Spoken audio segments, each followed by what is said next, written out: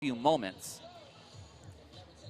But with the lefty today in Jackson, I think you'll notice when the Ballers run out to the field that we are going to see some more new names because, again, there were a couple bench players from last night's game that did not get in with the righty on the hill. Now with the lefty on the hill, as we are, as Aaron said, are in this evaluation period still, you want to get these guys early at bats and you want to see them face these pitchers early. So especially in this first week, you want to get guys anywhere from, if you can, 10 to 20 at bats. So you've already seen them in spring training. Now you're going to see them in a live fire situation, and you're really going to see what they have. So let's turn it over now to the PA address announcer, Tar Ansari. And now it's time to announce the starting lineup for your Oakland Ballers. Taking the field with the Oakland Ballers will be the Trash Pandas. Leading off, the shortstop, number 3, Tremaine Cobb.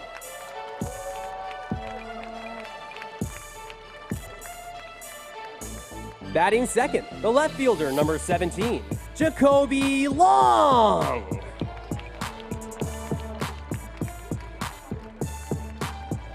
Batting third, the first baseman, number 16, Jeter Ibarra.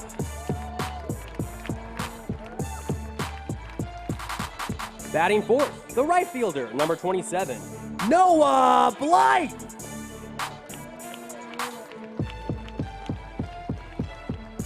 Batting fifth, the designated hitter, number 6, Jaden Shepard.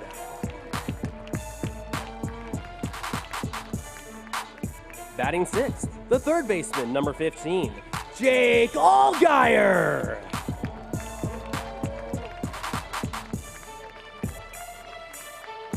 Batting seventh, the second baseman, number 23, Nick Leahy.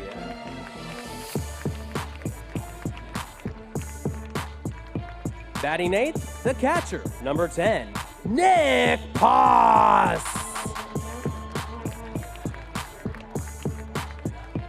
And batting ninth, the center fielder, number 19, T.J. McKenzie.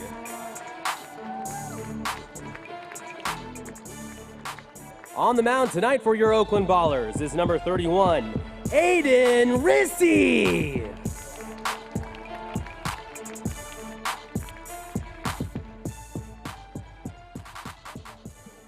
Before we start today's game, we acknowledge that the land where the Oakland Ballers work, train, and play sits on the unceded ancestral homeland of the Ohlone in the territory of Huichin, encompassing regions throughout the greater East Bay area.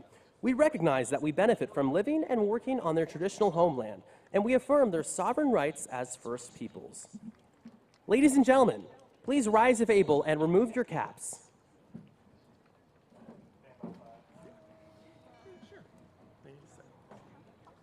Presenting the flag is military veteran Nick DeVries. Tonight's national anthem is being performed by Little Theater Company from Alameda. LTC is a youth theater program dedicated to helping kids build confidence, character, and creativity. This group is part of their family stage production of the SpongeBob musical, featuring performers aged 5 to 70 taking the stage together as one community. Catch the SpongeBob musical June 12th through the 14th.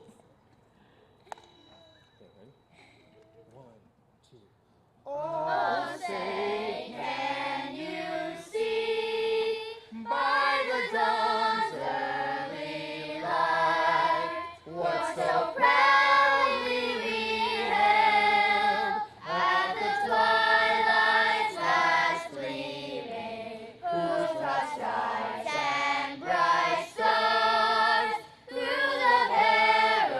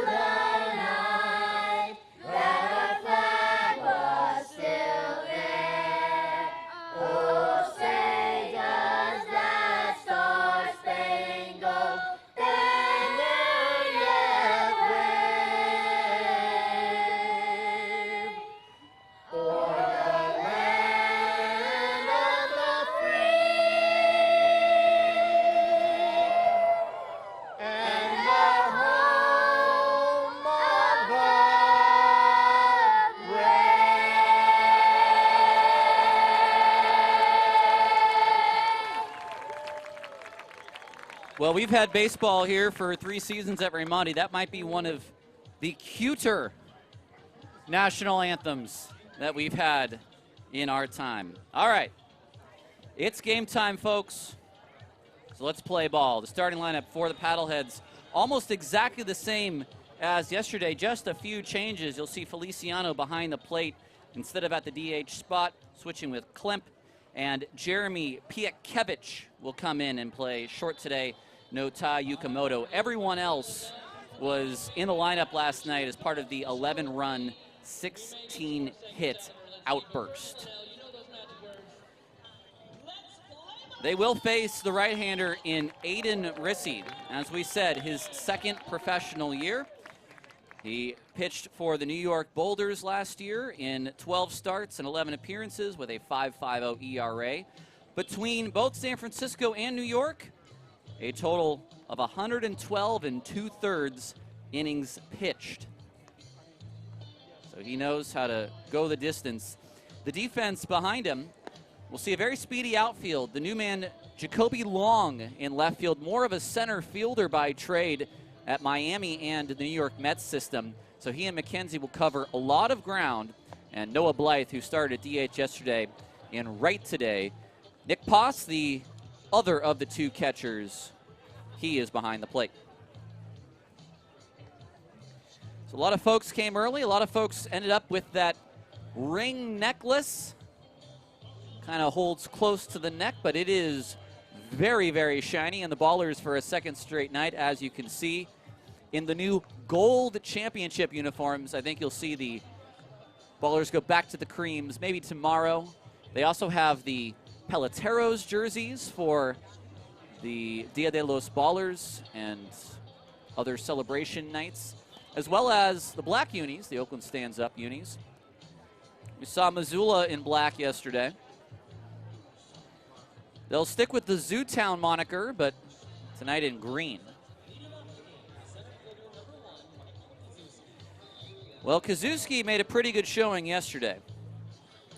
Got on base 4 times, had an RBI and 3 runs.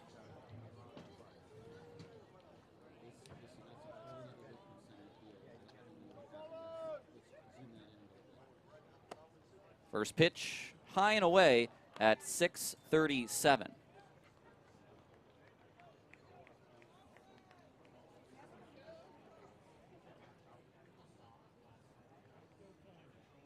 It's an interesting windup from Rissy. There's the nice breaking ball, 1-1. It's almost like he's in the stretch the whole time. It's just a slight step back.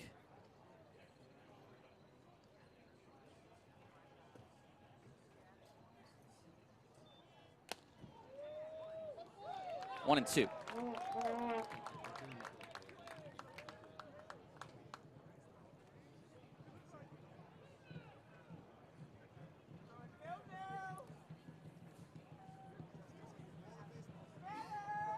A 1-2 on its way. Out of play. It's time for your Caltrans keys to the game. Well, one of them, Rissy is already doing, and that is work ahead early. Gabe Tanner got behind a few hitters, and those hitters were able to be aggressive against him in hitters' counts.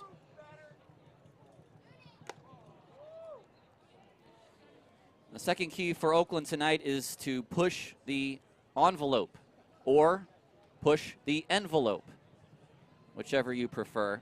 Maybe some hit and runs, maybe some steals. Get some aggressiveness going. Zuski hangs in there.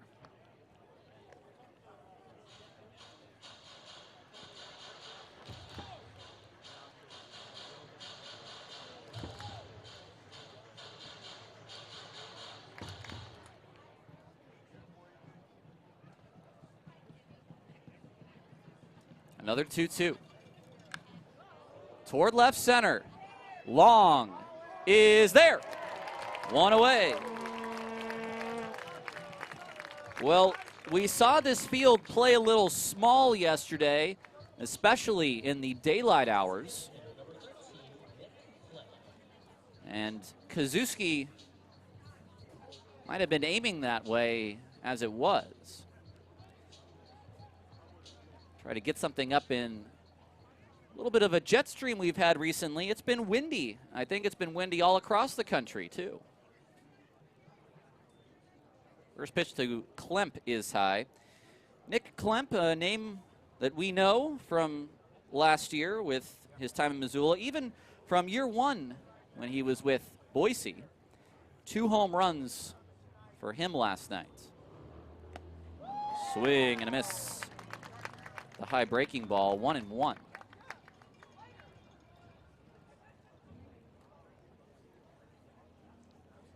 Tonight's DH after catching 9 innings. He and Feliciano just switching positions in the lineup. 2-1.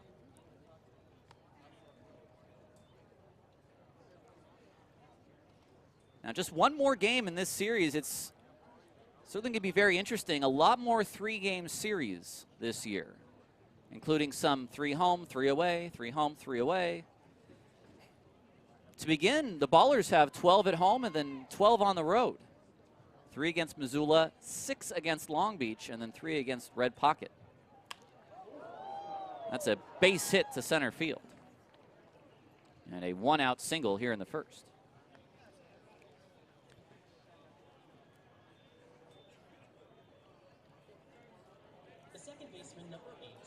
Not quite as hot as yesterday, certainly not. Only a 66-degree first pitch, which is a considerable cool-off for the Bay Area from the 74 we got yesterday. Here's Will Bermudez. First pitch fastball, a called strike at the top of the zone. Bermudez at his first pro home run also had 2 singles and another RBI, so 3 for 4, a walk and 2 RBI. Not bad for your first pro game.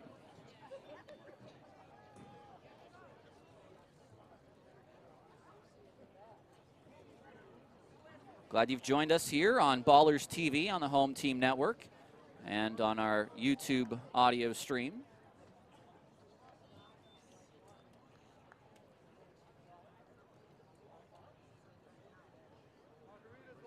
Just underway from Raimondi Park. Tyler Peterson with you. Gareth Kwok is on assignment tonight. There's strike 2. 1-2 now to Bermudez.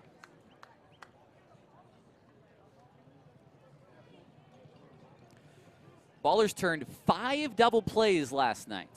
It was, again, one of the few bright spots from what happened on opening day. High and away at 91. Still a lot of fun from that first game. 4,135, a sellout. Lots of festivities, a flyover. That's a second throw over as Klemp gets back again.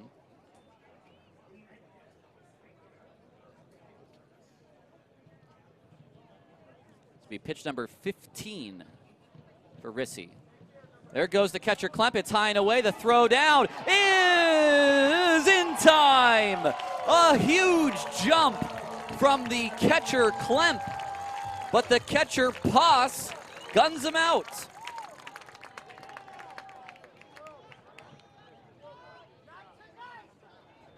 Look at this jump. And the caught stealing goes 2-6.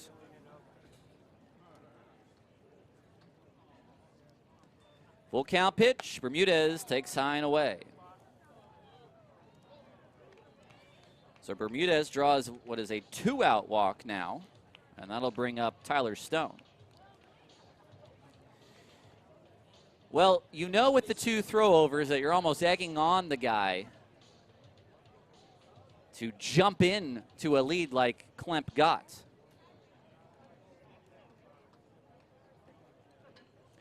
Here's Stone, who had a couple of hard line drives yesterday. First pitch fastball, a called strike 1.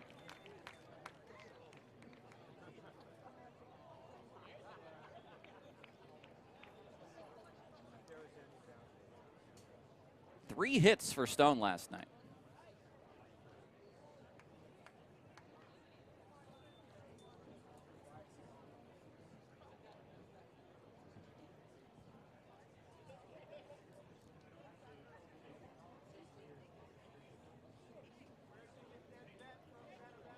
Big cut and a miss. It's a nice curveball from Rissy at 79 miles an hour.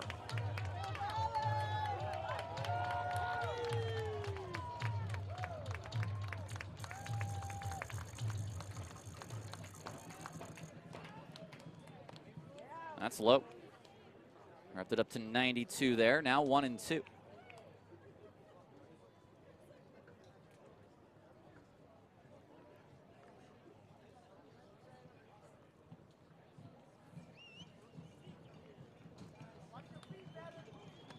Half swing, and the umpire says he went through.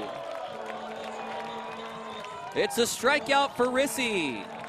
We take a break. The Paddleheads do not score, and we will have the bottom of the first on the other side on Ballers TV.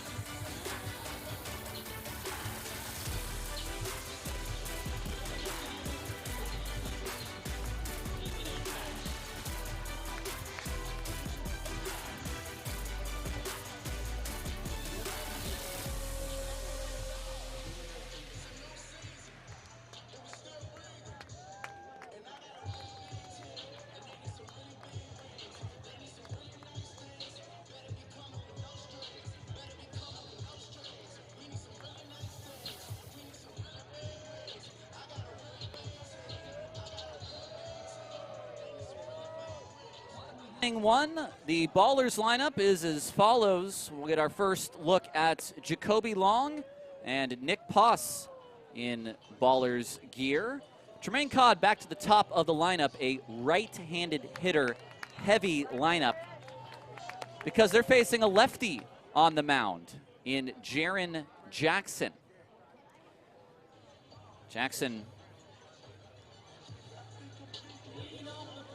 25 years old, 6'3", 225, left-hander out of University of New Mexico. Cobb stands in, and we are ready to get things started in the bottom of the first. One of 2 ballers last night with a multi-hit game. First pitch is outside.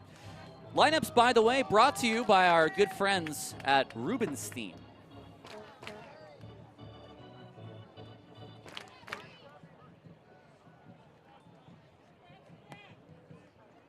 One and one now.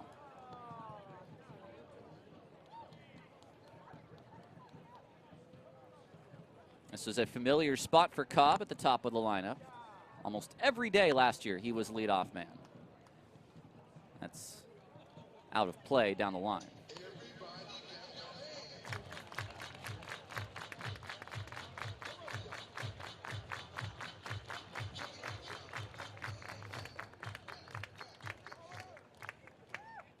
Jackson from the windup, and Cobb slices that down the line, but foul.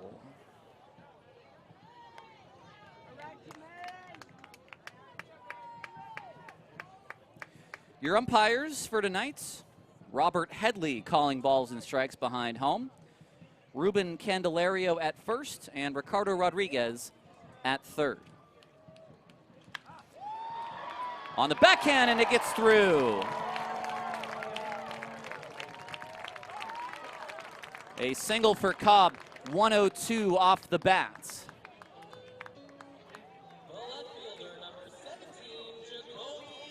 Well, again, the two keys to the game today, which is the Caltrans keys to the game, work ahead early, which Rissy did in the top of the first, and push the envelope. And here in the bottom of the first, leadoff man on.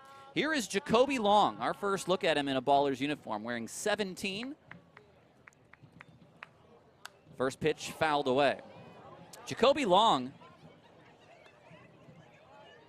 23 years old, 5'11", 200 from Palm Beach Gardens, Florida, which happens to be the same hometown as TJ McKenzie. Played in the Mets organization for St. Lucie back in 2024. That's down and in for ball one. We've seen a pretty good contact hitter, good bat-to-ball skills. Cobb with a decent lead at first, and twitchy as well.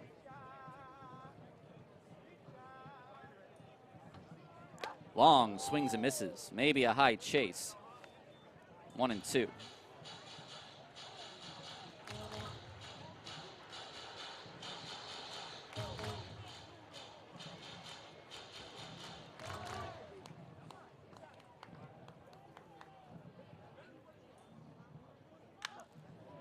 Fouled down the right field line. Already, though, from last night, I must say, much harder contact even on foul balls, which is a good sign to see.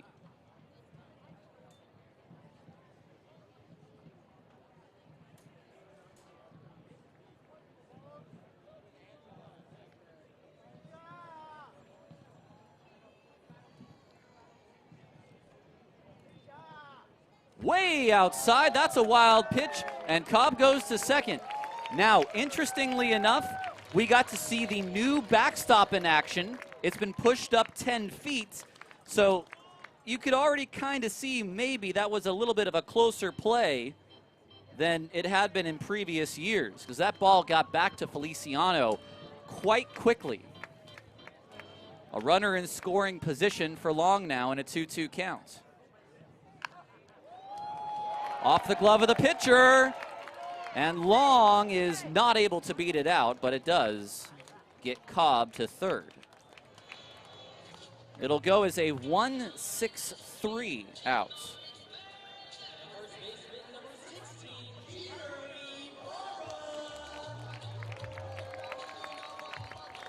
Here's Ibarra.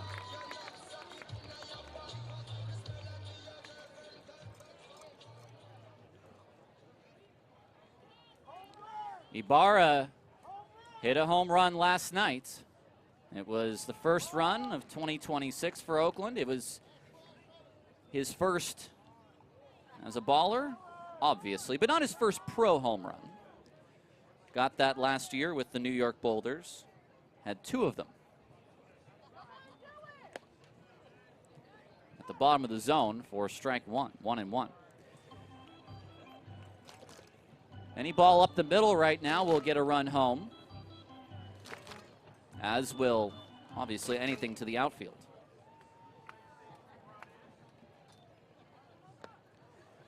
That's a tough breaking ball from Jackson. And a pretty good take. Ibarra yesterday 1 for 4. But if you're going to have one, let it be a home run. Off the fists. The second baseman will flip to the pitcher, but that is an RBI ground out for Ibarra. And the Ballers lead 1-0. Boy, Stone almost caught that out of the air, and it would have been really the last possible thing you would have wanted if you're a Ballers fan watching this. Nevertheless, that is a 4-1 ground out and an RBI for Ibarra, his second. 2 outs for Blythe. First pitch is fouled back, ready for that one. He's got good pop. Drew a walk, but was 0 for 3 officially yesterday. That's a good take. That is a tough pitch right below the zone, 1-1.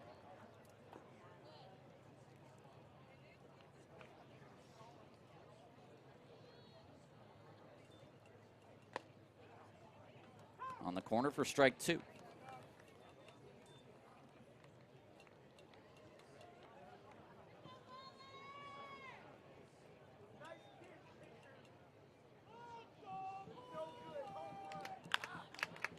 Fouled away.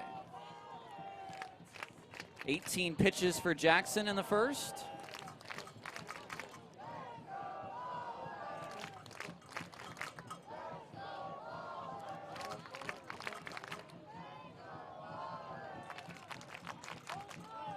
And now here comes the 19th. Fouled away again.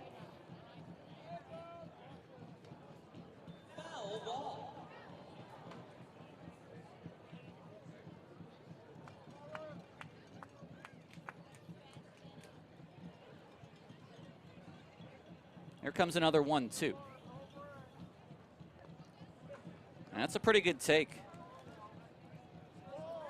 I know the word curveball has sort of gone out of fashion. Everything's a sweeper now. That thing, that's a sweeper. What Jackson's throwing, that one's a sweeper. Now at 2-2. Blythe swings and misses, overpowered at 92 on the outside. And Jackson has his first strikeout. We'll take a break. 1-0 Oakland after the RBI ground out by Ibarra. We head to the second inning on Ballers TV.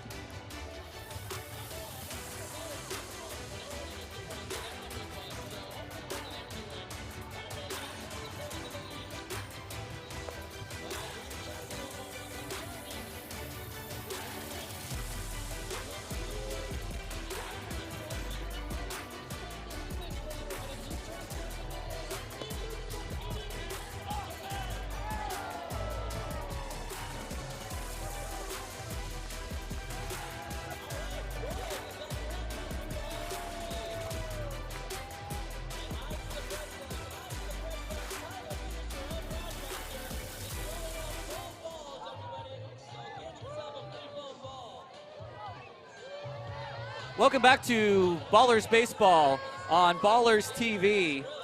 One ball left to throw in our Bart car toss, and I'm going to throw out the ball to someone. That was our Bart car toss, although today I'm throwing out some baseballs from the press box.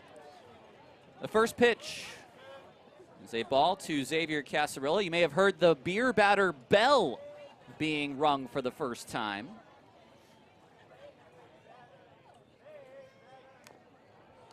Fouled at the plate. That got a piece of pos.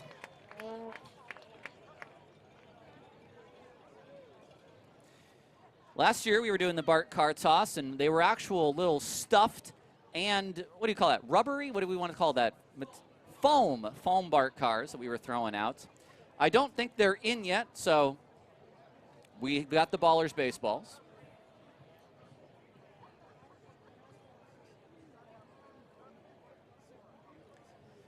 All right, Pass is, I still think, taking a little bit of inventory. Rissy working with a 1-0 lead.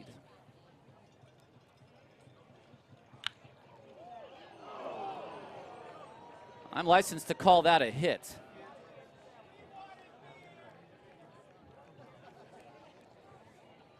We'll see if Booney agrees. It's going to be a single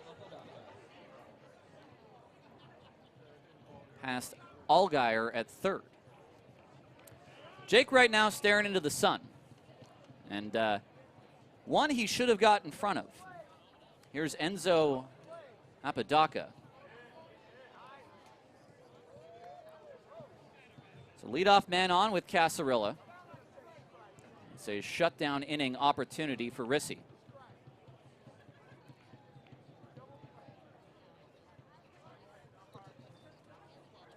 Back in time, Casarilla.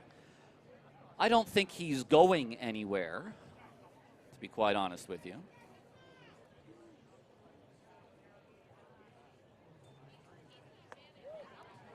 That's a nice pitch by Rissy. 1-1.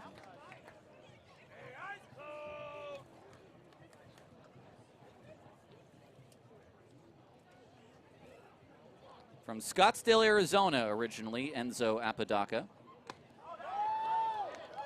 It's a pretty solid fastball that Apodaca just let. Edit videos like a pro with AI. AI tool to save you time. Type down the description of your imagination. Click Generate button to get the instant AI result. Easy and creativity image done, just like that.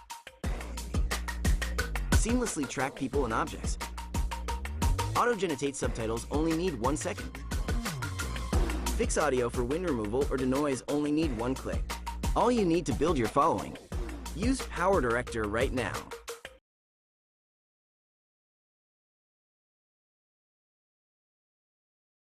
Let go right by 1 and 2.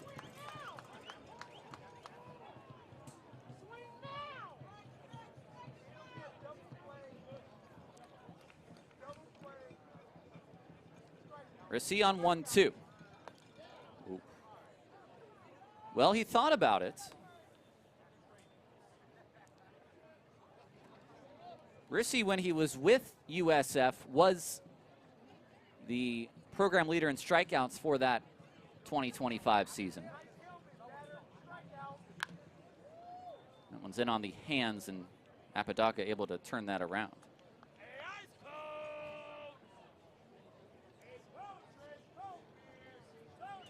A run for the Ballers on the RBI ground out by Ibarra in the bottom of the first.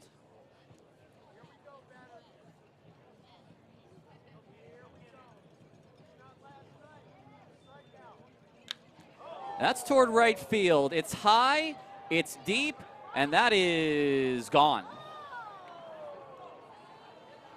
And that looked like a changeup that just floated at the top of the zone. And if you're Apodaca, that's what you do with a pitch like that. The Paddleheads have the lead. And that is already their 5th home run of the series.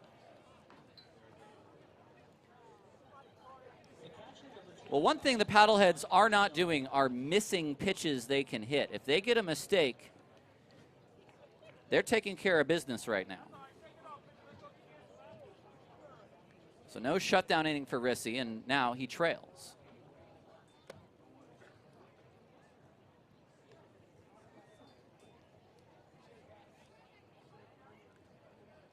On the totality of the 30 pitches that he's thrown, that probably was the biggest mistake. Now 2-0. Gareth said it last night. This was the team that led the league in home runs, and a lot of that was on the backs and bats of Roberto Pena and Adam Fogel, who neither of them are with this team anymore. Adam Fogel in the White Sox system.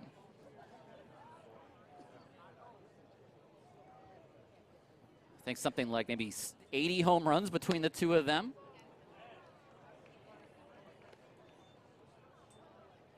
But like all teams, you have to go out and rebuild every year. Now, the Paddleheads are one of these teams in the Pioneer League that do keep a number of players year over year. That's out of play, 3-2. We've seen a number of players play 2 or 3 years with them pretty consistently. That's part of the reason that they've made the playoffs every year. Full count pitch to Feliciano. Cobb's going to wait for the sure hop, and his strong arm will throw out Feliciano.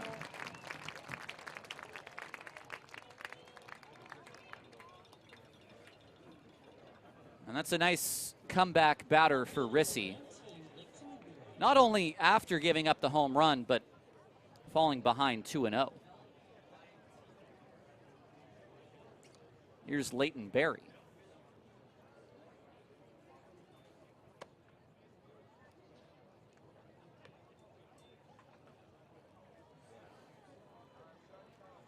Berry was 3 for 5 last night with an RBI and a run. Rolls over this one, but foul.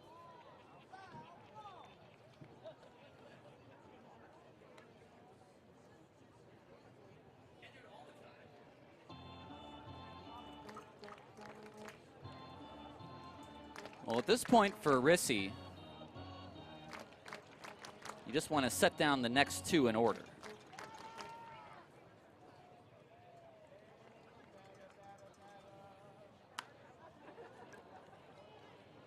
This will not be playable for long, as that's out of play. You give up the single, you give up the home run, you get the ground out. You do not want to go back to the stretch the rest of this inning.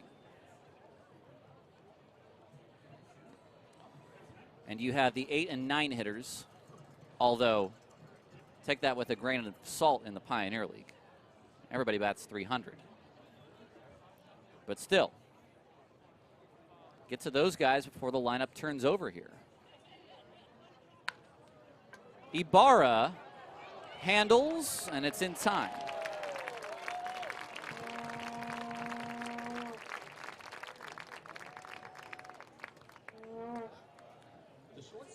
Wouldn't call that the most confident play of all time, but it's an out.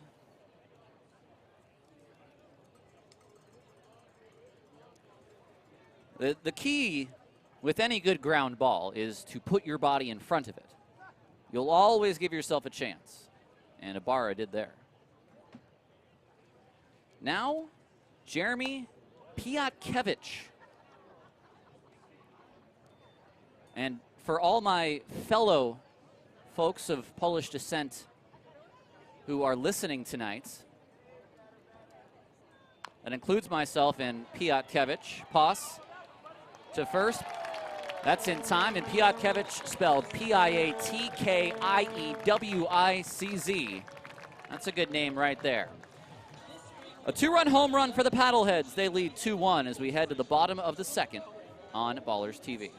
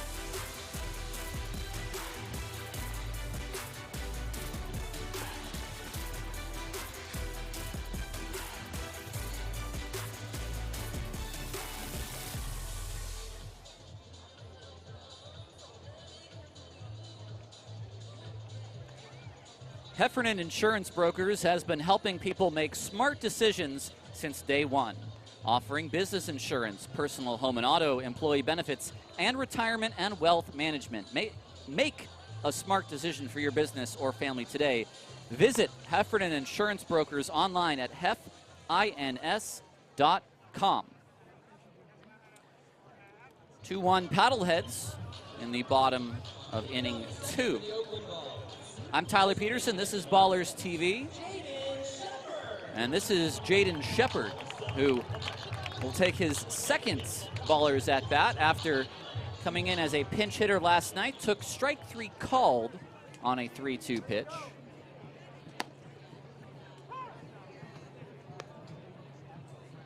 Pitch that was not much farther away than that one there that he was a little bit surprised by when he took strike 3.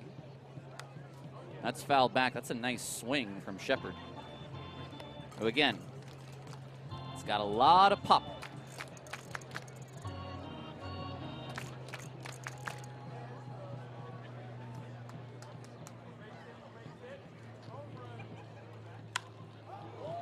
Just foul.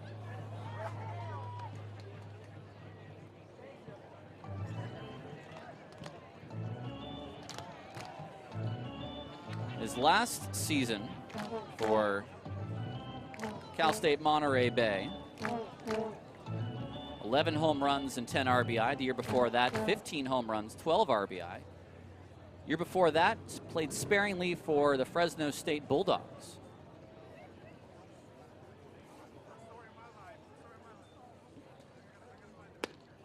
It's a nice take.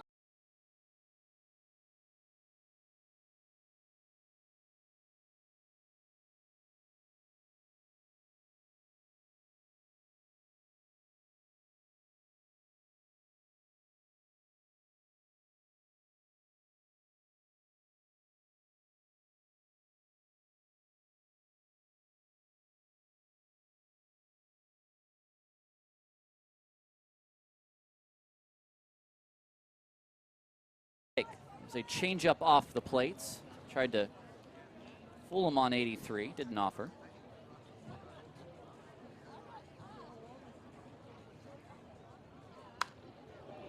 Shepard fouls it away again. A nice pace to Jackson tonight. Pitching coaches like quick workers, and so do broadcasters.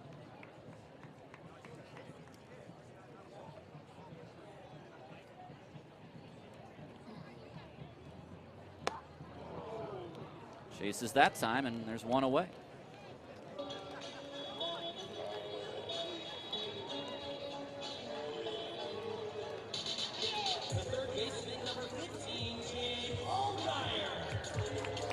Jake Allgaier was 1 for 3 yesterday, drew a walk and hit a home run. That was all left-handed. Here he bats from the right side.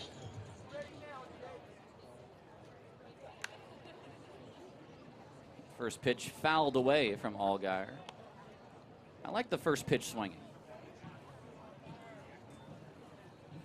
Good aggressive hacks. Jackson now trying to get himself a shutdown inning. 1-1.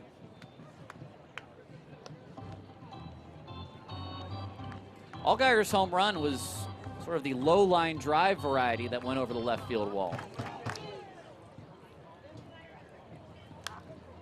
Out of play. Foul ball. A run for the Ballers in the first. If you're just joining us, on a ground out by Jeter Ibarra, RBI ground out, and then a 2-run shot for the Paddleheads in the top of the second, thanks to Enzo Apodaca to right center.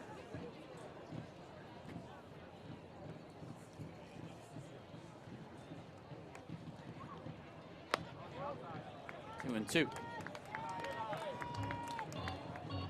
We saw one incorrect challenge yesterday from Oakland and one correct challenge from Missoula with the new challenge rules. They mirror what Major League Baseball is doing in terms of, we'll give you 2. If you get them wrong, you're done. But if you get them right, you can keep them until you get one wrong. Full count pitch toward left center field. Over is the center fielder. He will drop the ball off of his glove. He got to the spot. Is that an error or double? He had to go a long way.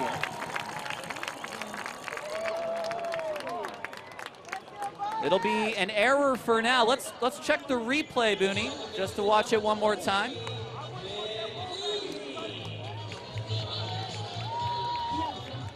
He had to reach up. He might have left his feet.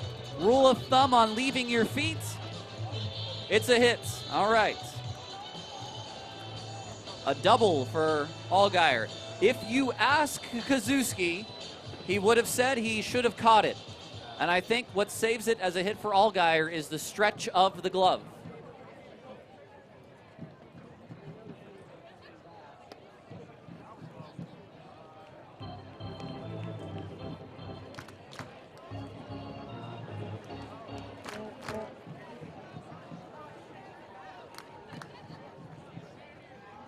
Nick Leahy. This is popped up on the infield. 2 outs.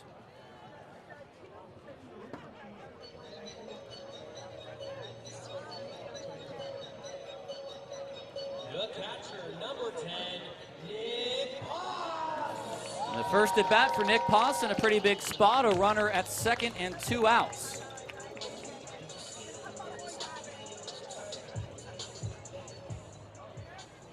Ballers get the 1 out double. Can't move him over. Can they get him in? Ball 1.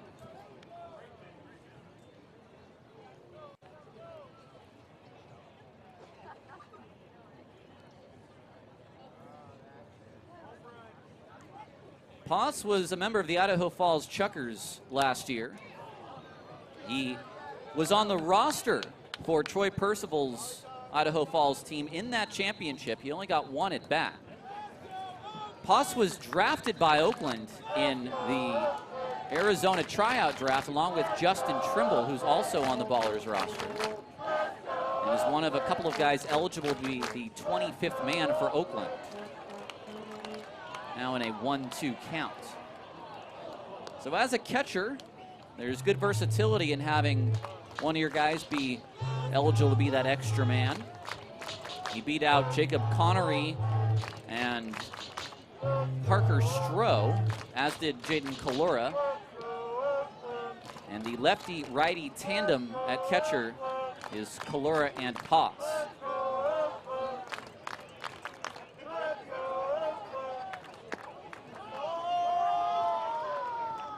Called that an easy take, even though it was a breaking ball to the back foot.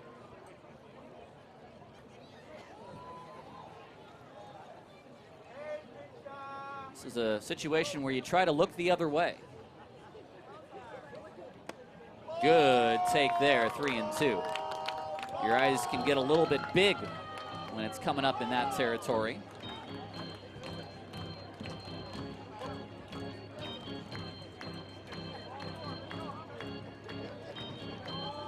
A payoff pitch to Poss.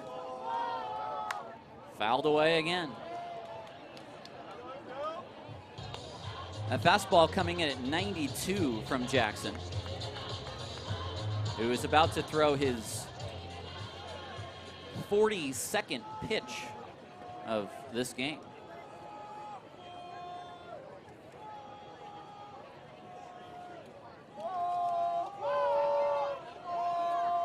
Another 3-2. Poss back to the screen. He's ready for it. That one at 91.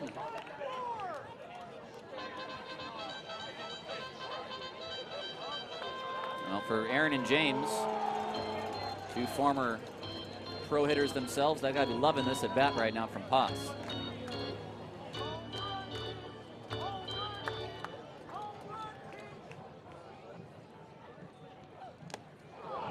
Tipped into the glove, but that's a strikeout.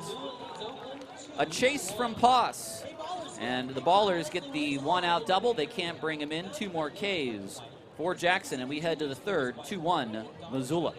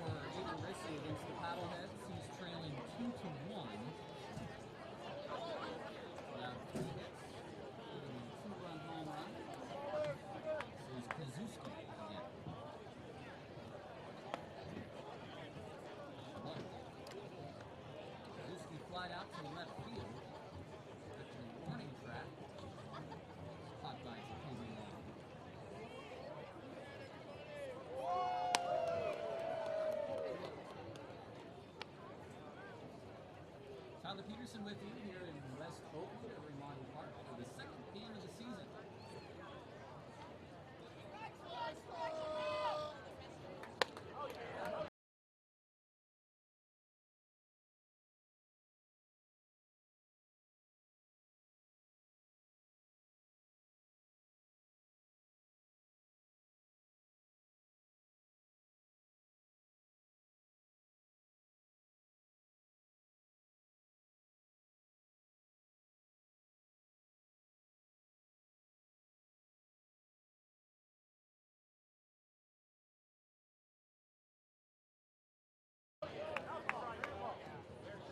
The call, the ball is being challenged.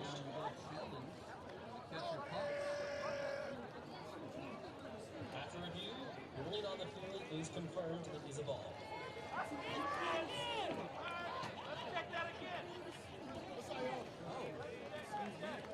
It was a swing. Is there no challenge? Well, hold on now. Aaron's going to come out. The umpire at third ruled it a swing, so that there's no challenge.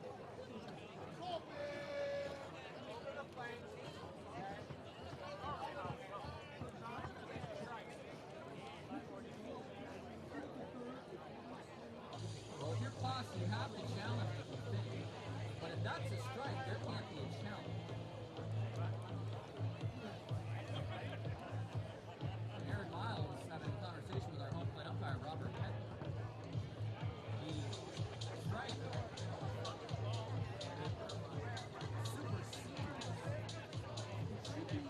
supersedes the call of it. So you go with what's on the field. So it should be 2-1.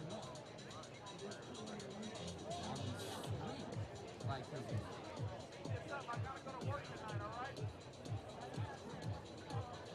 But if you're Fox, you have to challenge immediately. You have to challenge immediately, and then you look at third. So there should not be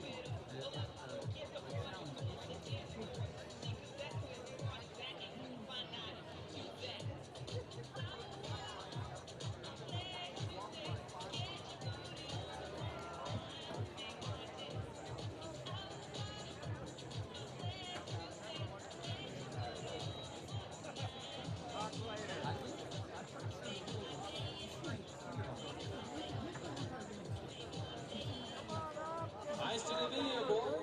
Promo code for tonight.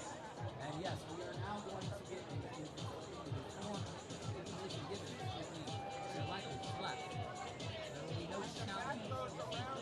Apologies for that. The promo code for tonight is Champions, everyone. Champions is tonight's promo code. So use Champions for 30% off tickets for any future regular season game. Now, Michael Fleck might be arguing with the thing. I don't know if he has any grounds. But I think he certainly will try to make it.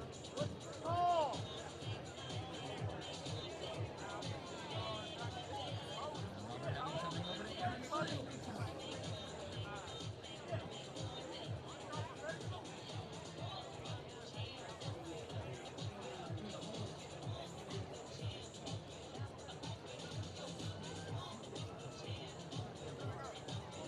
This is not working out for Aaron Miles right now.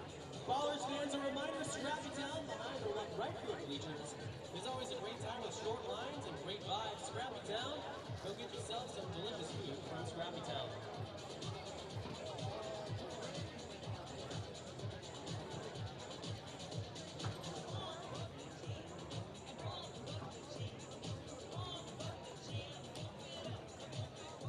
Well, we need to know what's happening here. If we don't know the count right now.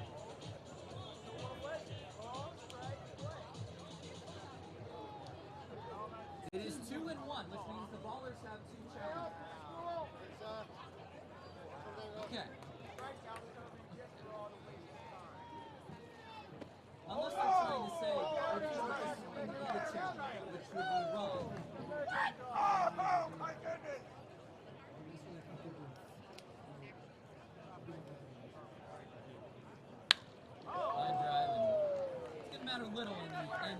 bat. It will matter, however, if the ballers have one challenge left or two.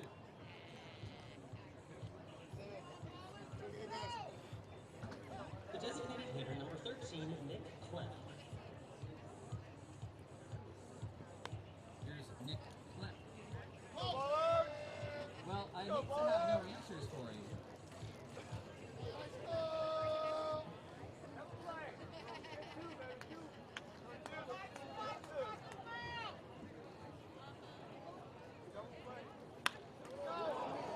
And that's through as well.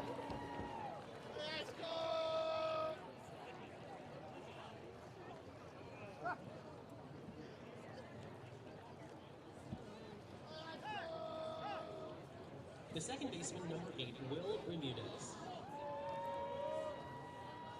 2 on now for Bermudez.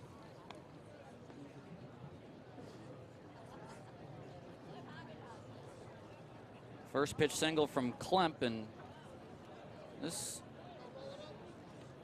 has a chance to get a little bit hairy if Rissy cannot get out of this.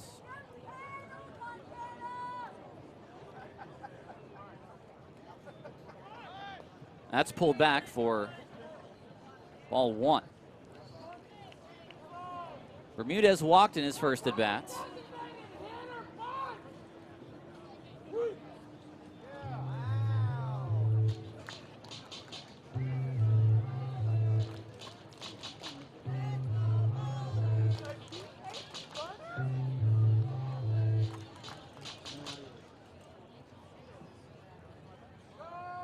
No outs in the inning, and Bermudez swings through. Rissy about to throw his 50th pitch of the night. And he really needs a ground ball right now.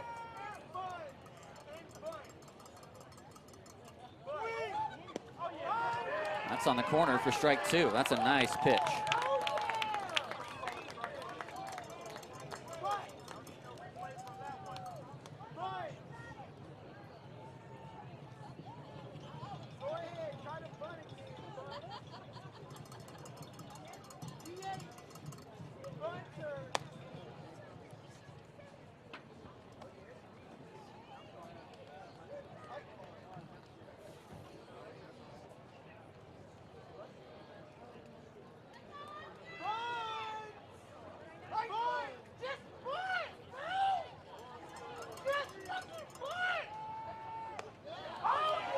Just off the plate.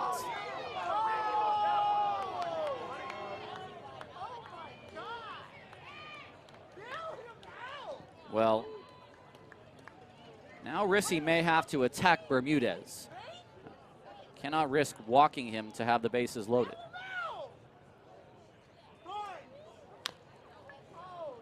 That's foul. Went with the changeup. And we'll do it all over again.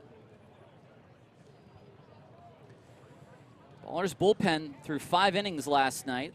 They would love to see Rissy not get too deep into his pitch count before they see the 5th inning tonight. This is a big batter for the rest of the night. And Rissy with a mimed throw to second for the first disengagement of this at bat.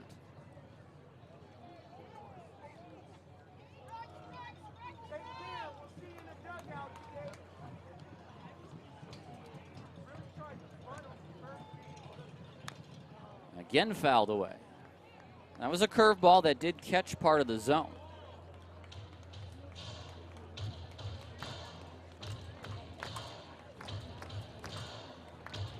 No one being held on. Ballers desperately looking for another double play. Haven't got one tonight, got 5 yesterday though.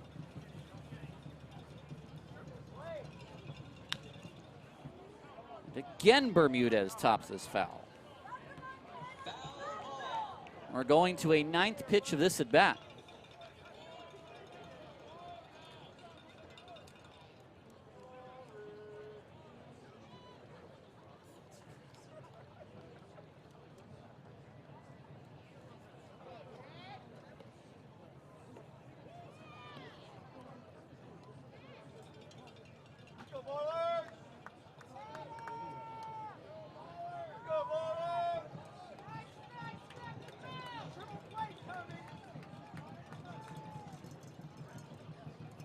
Another 3-2. Look out.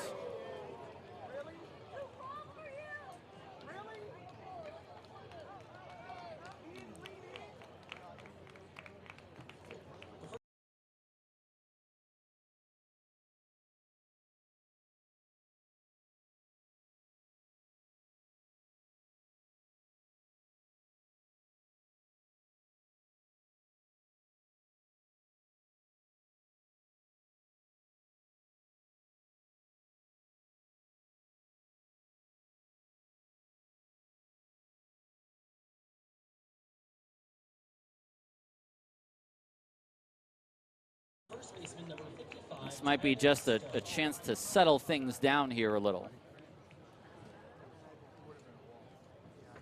All right, Ballers fans, we're going to do a few quick shout-outs here on this Wednesday evening.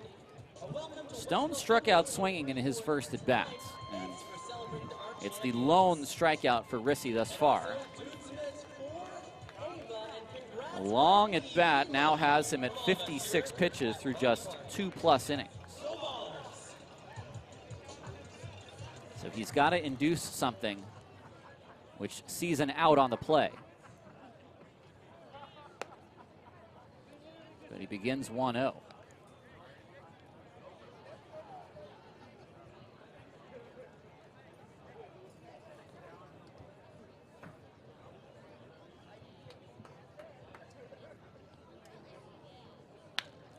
Could be 2. Leahy to Cobb. And that'll work for Oakland.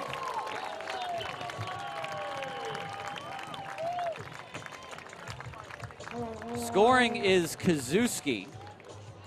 And it's 3-1. Well, just as Stone did yesterday, he grounds into a double play to get a run in.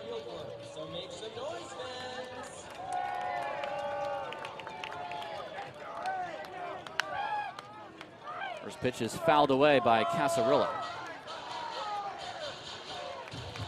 So the Ballers trail 3-1. But I'll say the same thing I said about Gabe Tanner yesterday in the first. If Rissy can get Casarillo, he's going to feel pretty good about how this inning ended up.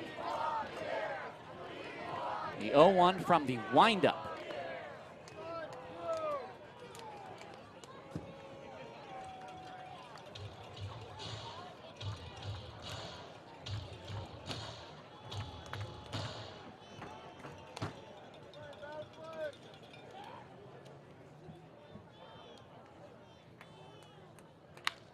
Toward right center, and that's going to get another run home. Just went with that fastball, and that was belted for a double. 4-1.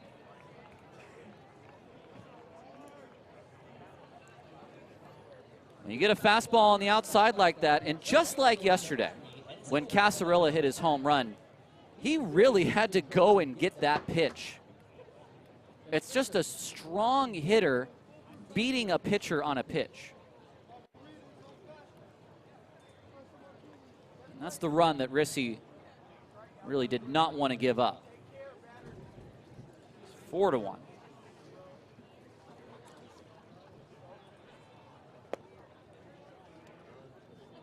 Ball 1 to Apodaca. His 2-run home run opened the scoring for Missoula in the second.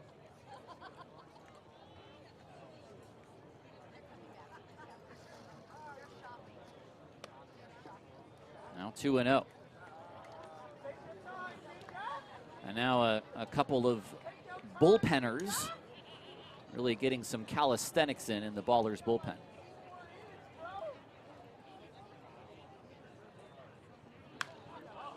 Down the line, is this trouble? Yes, it is.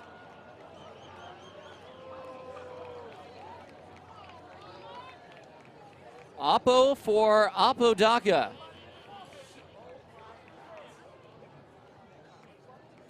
And it is a 6-1 lead.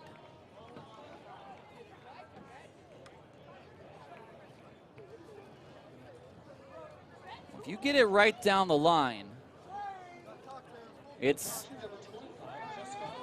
Not a cheap one at 312. And he got that some distance past it. The field really only pinches toward left center. It's fouled away by Feliciano. Boy, that was one that really had no spin on it. Usually you see balls head that way, tail down toward the warehouse area. But that one just went straight like we were in Colorado, where there's really no air to blow it away. If anything, there was something that blew it back.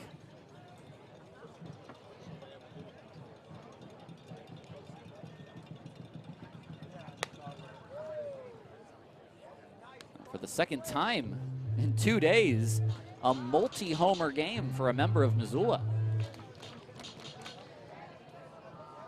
Another crooked inning.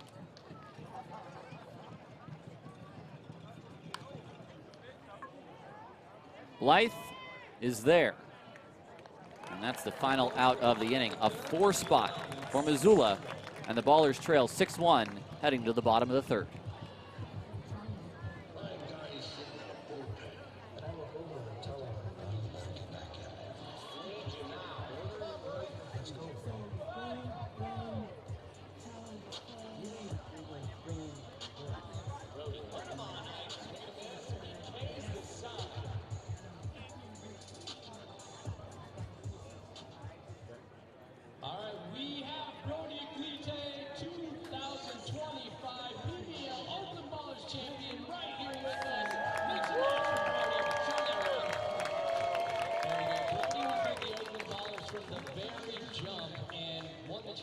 With us last year, Brody, just how amazing has that journey been for you?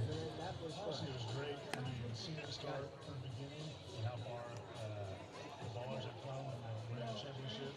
And, I was hurt last year, so I got to watch a lot of it. So it was pretty cool to see.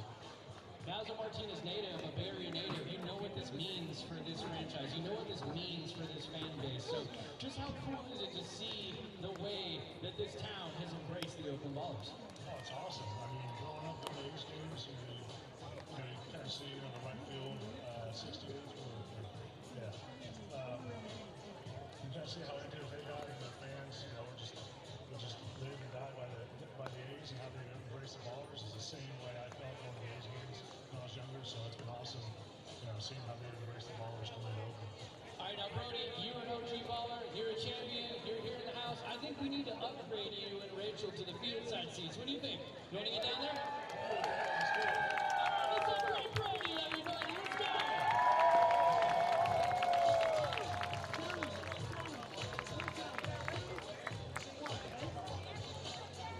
Well, we are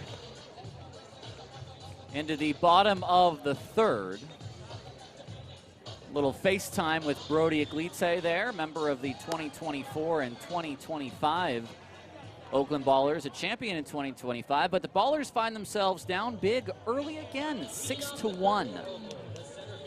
McKenzie, Cobb, and Long, and they dig into this deficit.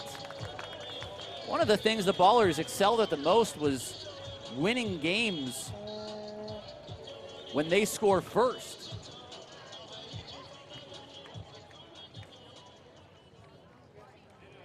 Did not give up many leads last year. Here they score first, but Missoula have answered back with 6 straight.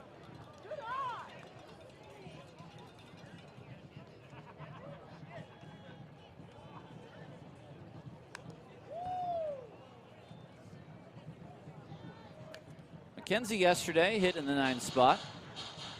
Had a 1-for-4 night.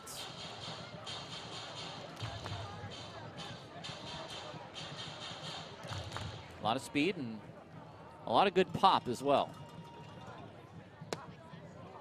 2-1. We do have an update for you, by the way. Booney, our resident rules expert, looked up the challenge rule in relation to what we saw in that previous inning. the challenges come in the order of operations that they were received. So because Poss went to his helmet and then pointed to the umpire, the challenge is issued. And McKenzie is going to challenge. Well, this will be their last. After review, the ruling on the field is confirmed. It is a ball. Overturned to a ball. Overturned to a ball. My apologies. There it is. Not confirmed. It's overturned to a ball. All right. So McKenzie walks.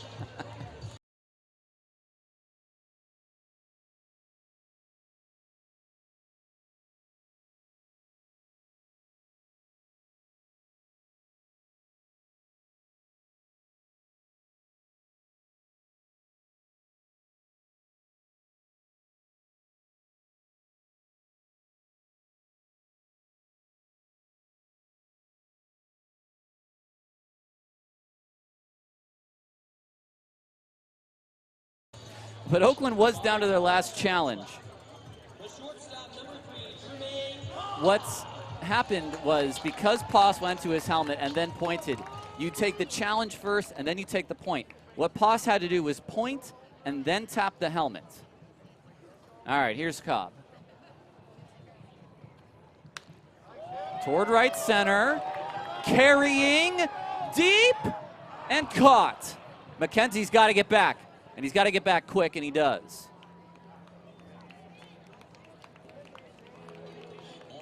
So on the first pitch, Cobb puts a drive into one. The left fielder, number 17. But it's the first out.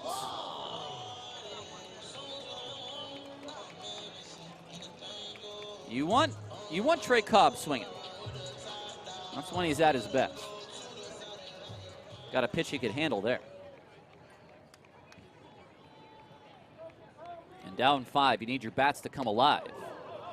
That's way inside for ball 1. A little jealous of Gareth Kwok last night, who got to call both the Ballers home runs. Did not leave me much in the excitement department as a broadcaster last night.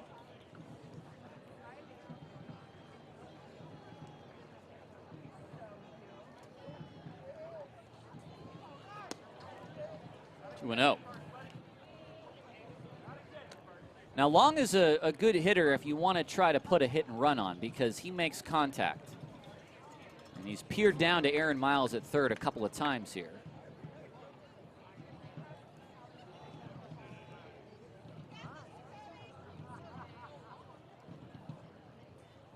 Throw over, and McKenzie's back. There is a right-hander in the bullpen warming up for Oakland, and he may come into this game. That's Liam Rocha.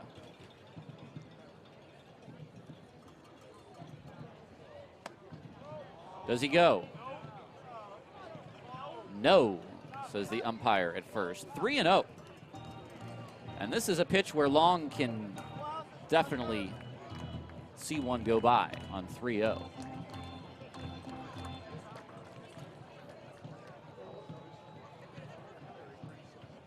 And it's a 4-pitch walk.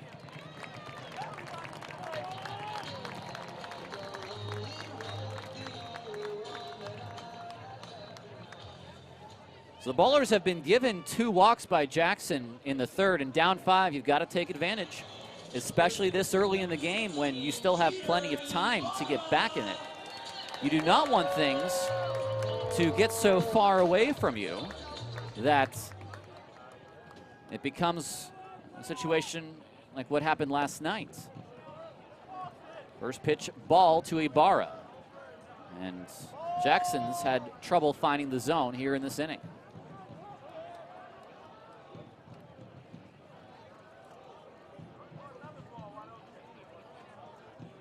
Now Jackson steps off.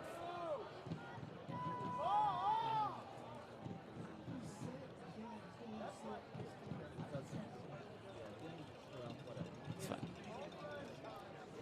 1-0. Neither runner being held on. Ground ball up the middle and through for a base hit.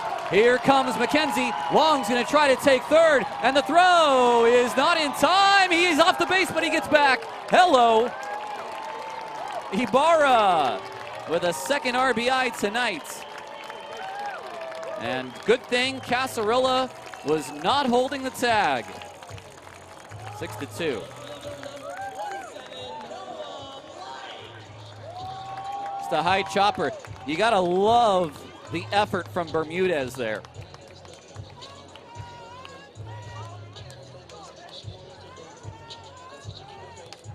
Two walks and an RBI hit. Now Blythe.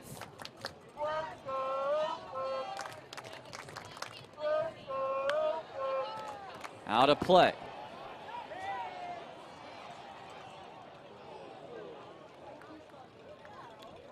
Now Long has the speed to go first to third there, and he beat the throw. He just overslid the bag, and then it took him about 2.5 seconds to finally get back on the bag,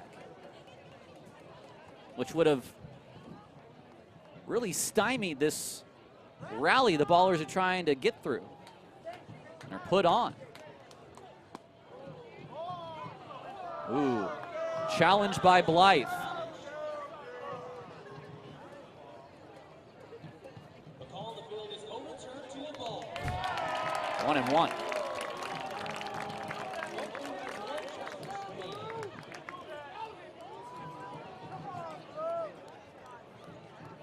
The Ballers on their last challenge, but they've used them twice successfully.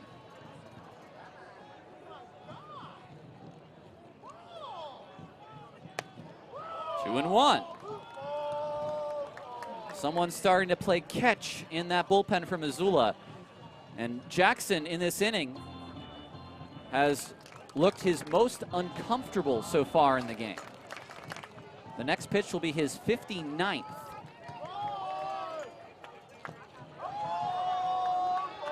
And one pitch away now from his third walk with Shepard on deck. Blythe struck out swinging in at-bat number 1 tonight. May see a pitch to hit here. Fouled it back. He got 89 high and away. On 3-2 with one out, I don't know necessarily that they would send Ibarra.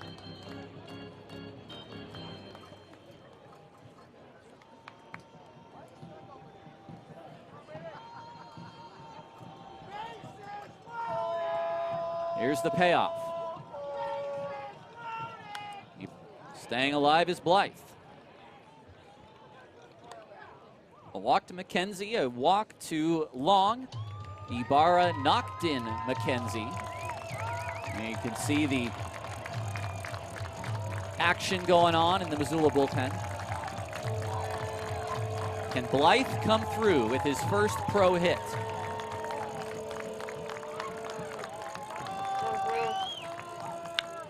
Deep to center field, turning around, Kazuski, it's out of here!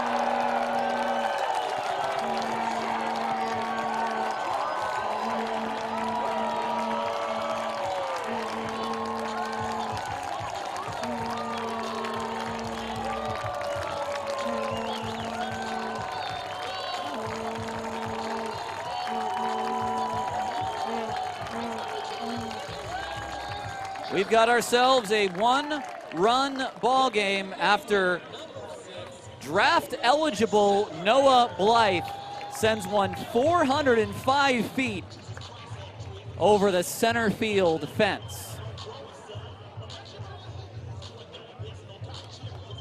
Out comes assistant coach Easton Barnes. Let's get another look at this. That's one of the deepest parts of this yard, and it got over by plenty. He got 90 miles an hour down and in, and he sent it out at 106. Look behind the third base line. Look at those pink seats. It's our new free agent section. So if you're single and ready to mingle with the fellow Ballers fan, go screw yourself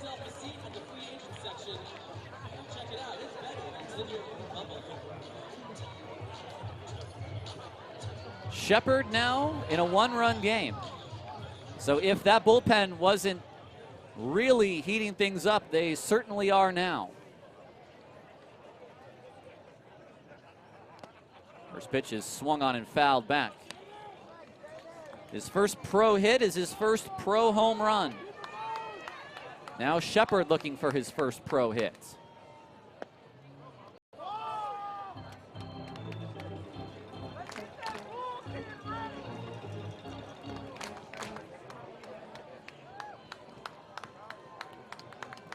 The 1-1. Good take. We've seen less of that breaking ball in this third inning.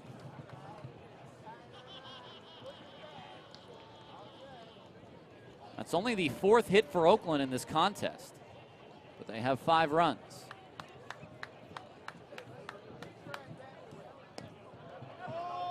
Good take.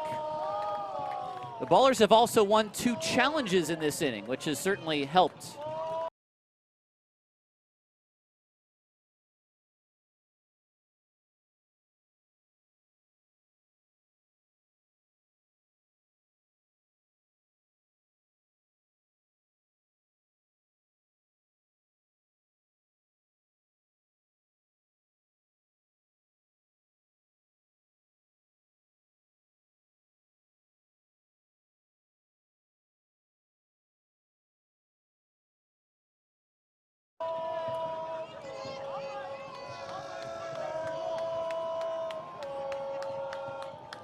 The 3-1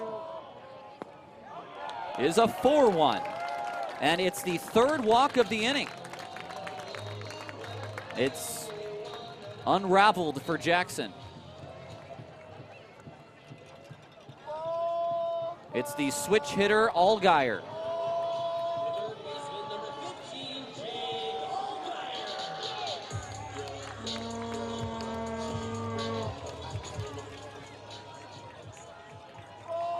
And now here comes Michael Schlack. Shepard is the last man Jackson will face. He goes only 2 1/3 in this ball game, and he departs. We'll take a break and come back. A lot of action here from Raimondi tonight. It's a 6-5 contest in the bottom of the 3rd on Ballers TV.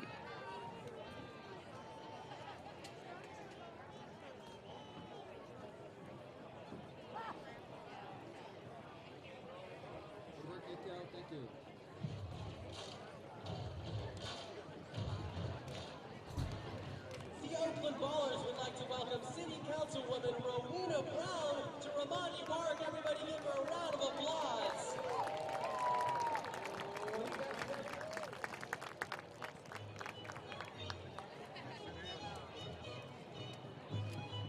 And to the rest of you here at Raimondi Park, thank you so much for being out here. It's been a long couple of months since we've been able to share Oakland baseball. And give yourselves a round of applause for being the best fans in the world.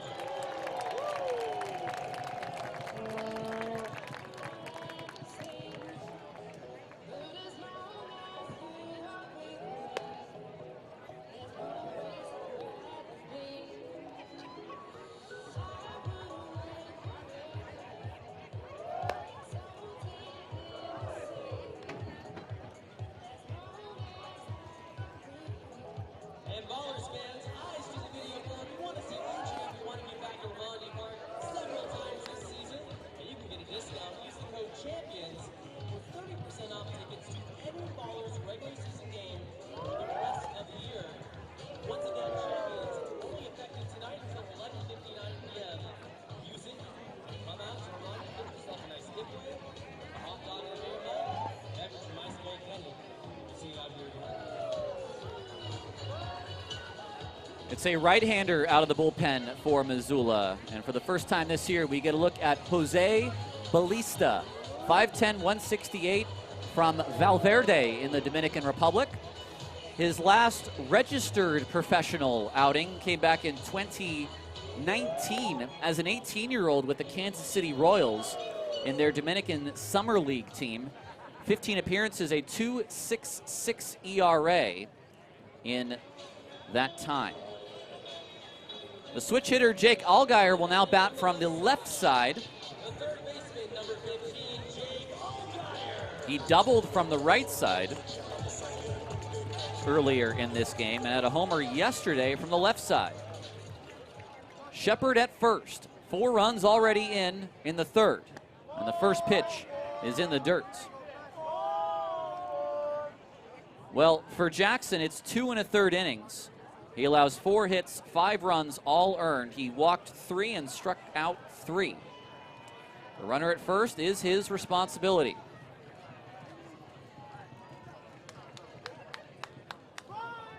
Allgaier looks at ball 2. Well, the Ballers really have been able to be selective in this inning. They've had a pretty good idea of where that zone is.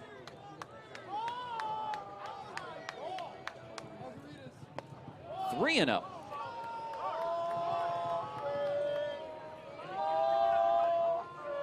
Well, if you're Allgaier, you don't help a man out coming out of the bullpen who's just thrown 3 balls.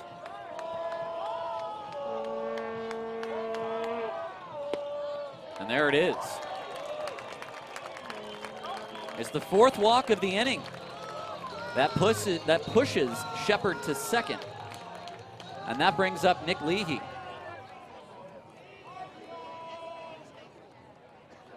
So Shepard at second. On a sharply hit ground ball to the outfield, there's a question of whether or not Shepard will be sent home with 1 out. But Nick's got some pop if he can find something in a gap. Ballista steps off. That's 1 disengagement already. Runners are not being held on, so both Shepard and Allgaier can get some pretty good leads.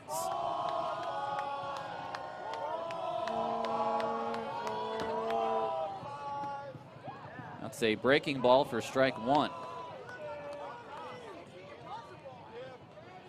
That's a pretty good show-me pitch for Leahy as soon as he gets in the box. Now he's seen it.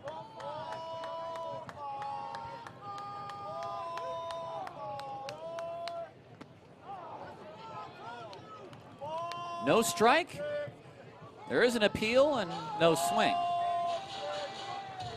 A very late appeal, albeit.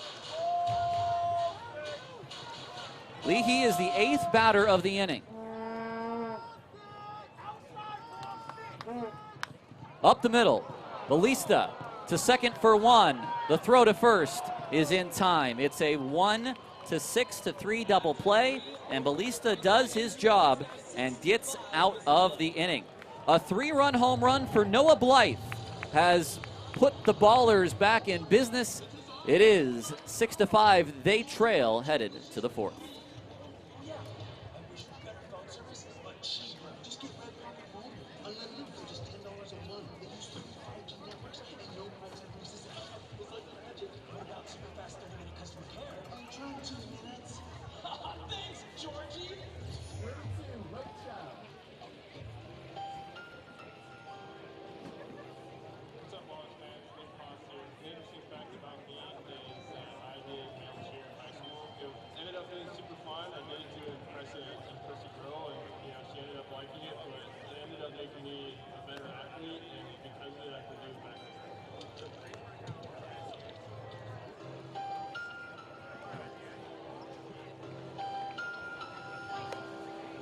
What's up, Ballers fans? This is JD Shepard, and one food that I cannot stand is tomatoes.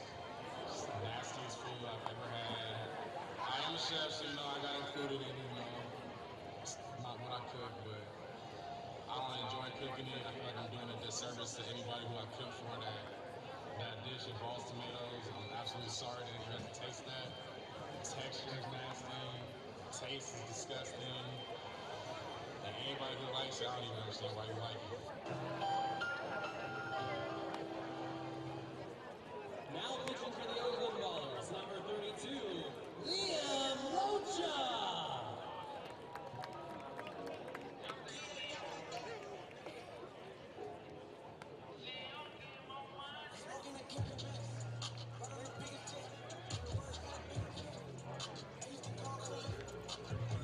Your line score through 3 innings. It's the Paddleheads 6 runs on 7 hits, no errors.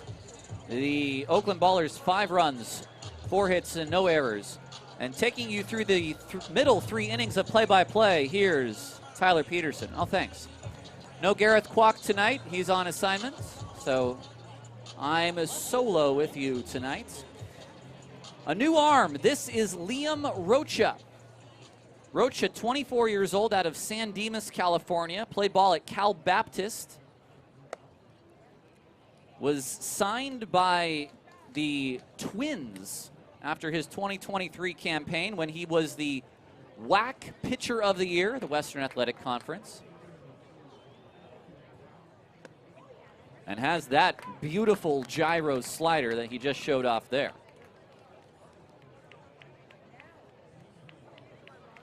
It is a pitch that we saw in camp, and everyone was like, whoa, what is that?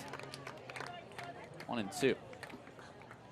His last year with the Twins was 2025. He pitched in Class A Fort Myers, was actually a teammate of Dylan Tatum at one point as well.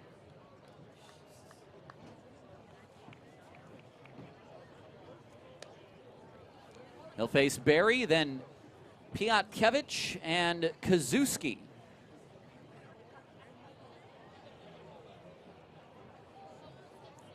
Barry grounded to first in his first at bat. He swings and misses, and he's gone.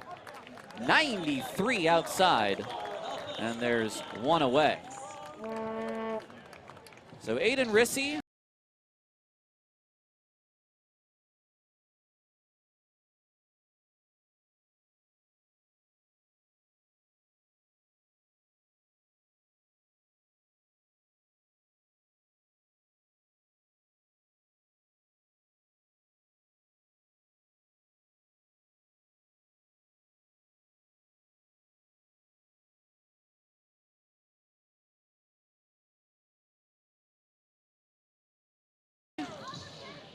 Could only turn in 3 innings tonight, 7 hits, 6 runs, all were earned, 2 walks and a strikeout. So only 4 innings last night from Tanner, and 3 innings tonight. A lot of innings to be picked up by this Ballers bullpen to begin this season. There's ball 1. Piatkevich grounded softly to the catcher, Poss, in his first at bat. Here he swings through a ball. Might have actually fouled it. 1-1. Well, you give up 4, then you score 4. Rocha just needs to provide a couple of quick innings for Oakland now. Far too high there.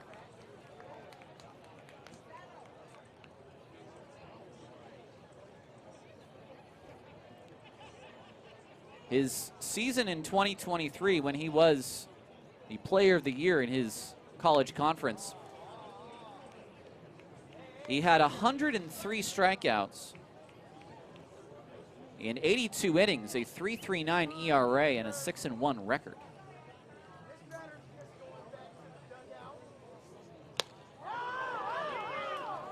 He does not go, and that's ball 4.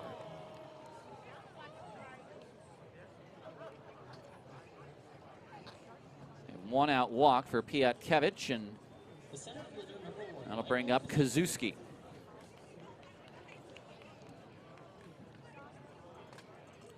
Two hits yesterday for Kazuski, was on base 5 times.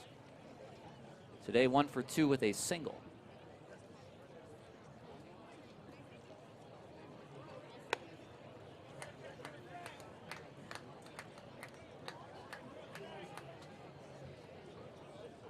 You've got the momentum now early in this ball game. It's swung back to you. You still trail, though, however, if you're the Ballers. And you want to be able to keep that momentum with you.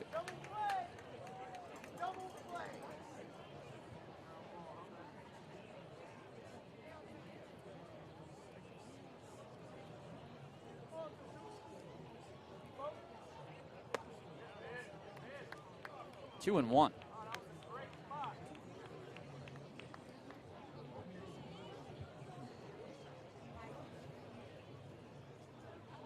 Only a short lead for Piatkevich at first.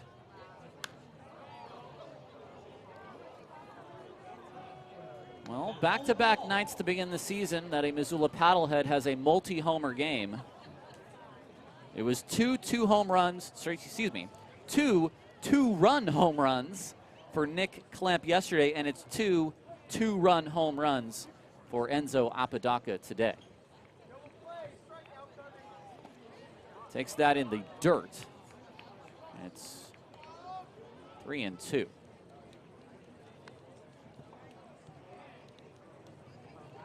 With one out and a 3-2 count. Be interesting to see whether or not Kevich takes off. Missoula is not afraid to be aggressive, at least through 1.5 games. He goes. It's not in time, and it's thrown into center field instead.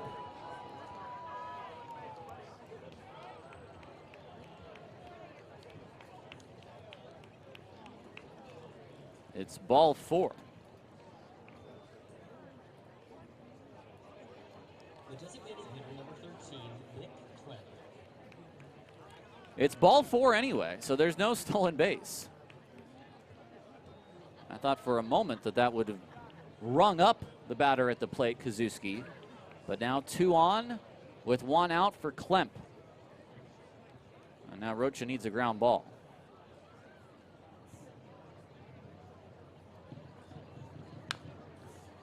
That's fouled away.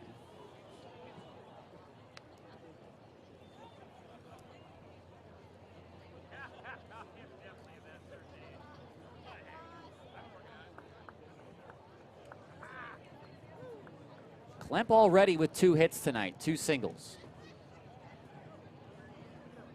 We've been busy on the scorecard.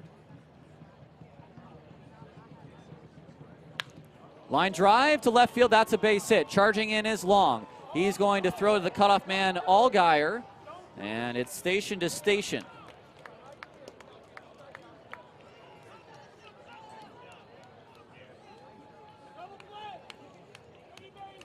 The bases are loaded for Bermudez. The second baseman is Will Bermudez. Inning has gone strikeout, walk, single. Now Rocha, who I'm sure maybe has been asked to go multiple innings now, having been brought in the 4th, has a bit of a problem here. First pitch to Bermudez is low. A ground ball to a infielder could be a panacea. Anything else extends a deficit.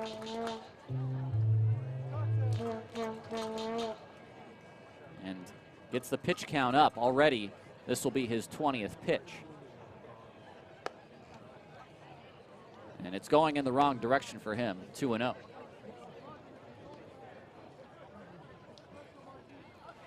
And Jim Diedrich, the pitching coach, is not going to mess around with this at bat. He's coming out now to have a chat with Rocha.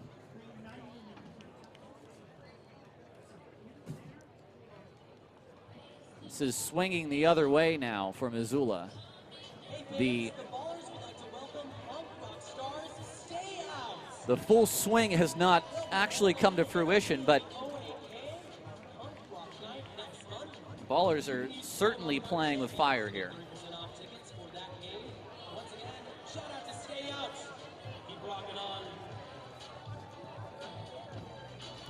Now on 2-0 after a pitching coach conversation, that sounds like a fastball count to me, and perhaps maybe Bermudez, who now has walked twice today already, is thinking the same thing.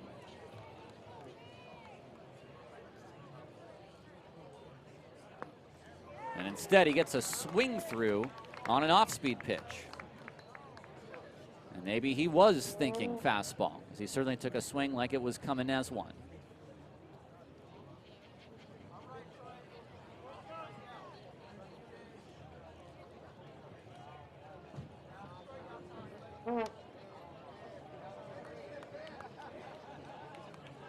A Pitch away now from a third walk for Bermudez, and the most consequential of any of them, as it would drive in a run.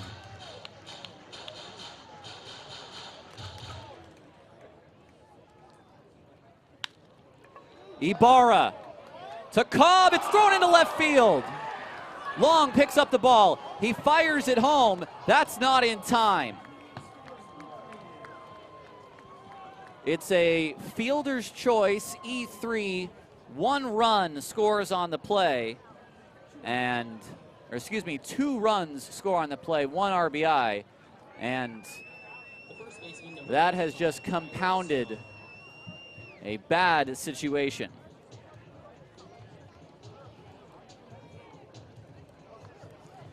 So far, the Ballers have been playing like they had been early last season, which is to say, not well.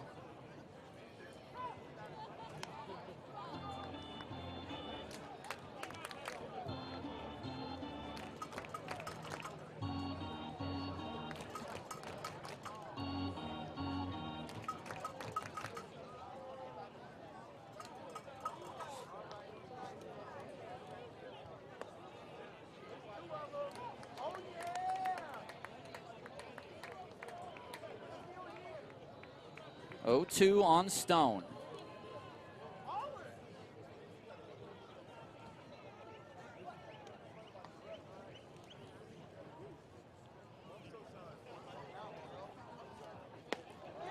And that's a 3-pitch see ya.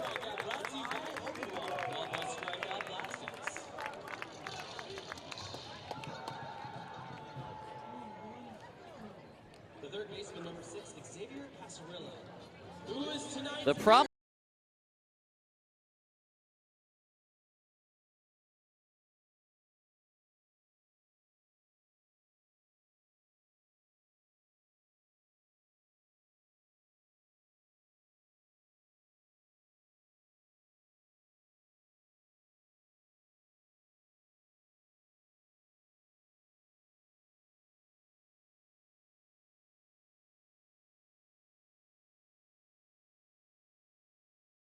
Early with Oakland last year was the defense.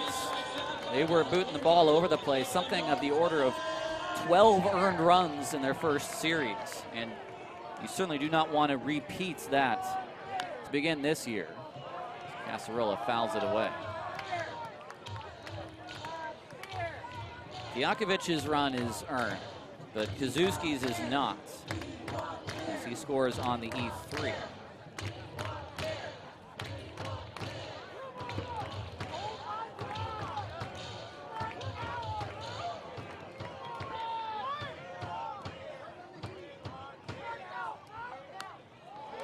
Oh, and 2.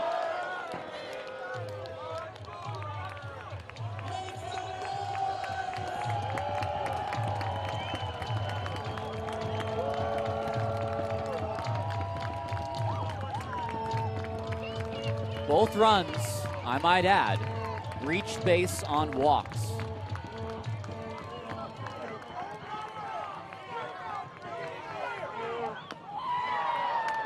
Another foul ball.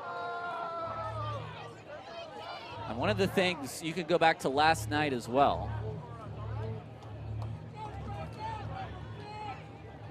The Ballers walked 6 hitters, which is not an outrageous amount, but they're just not a team that allows that volume. Tonight they've walked 4 through 4. This is a coaching staff that really, really harkens on the philosophy of throwing strikes, which of course I would say most coaching staffs do.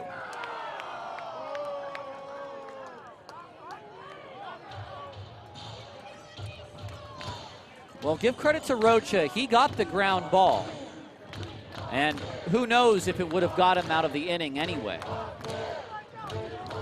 1 run may have indeed scored on that play, but the ball thrown away by Ibarra. That's strike 3 call. 2 more runs for Missoula. They lead 8-5.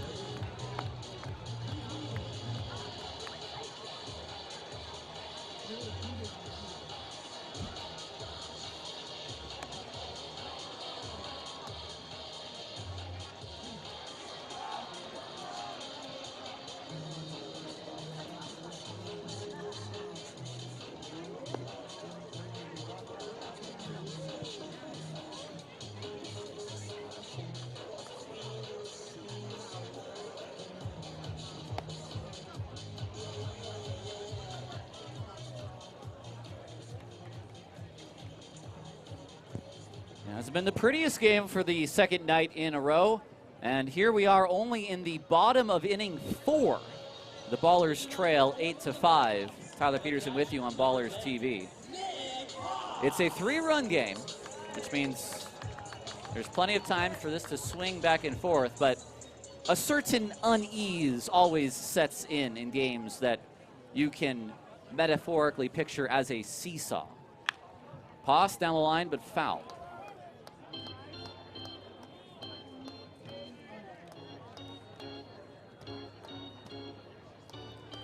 Balista came in, walked the batter, and then got a huge double play to get out of the third to preserve the lead.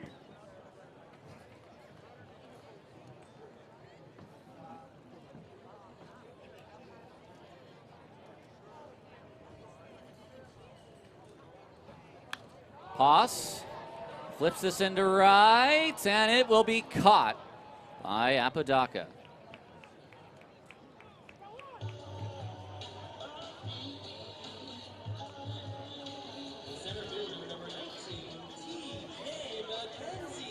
Here's McKenzie. He got things started off in the third inning with a walk which he, by the way, challenged on ball 4 to get that extra ball call. That started a 4-run rally. Here he takes a strike. Got this 1-9.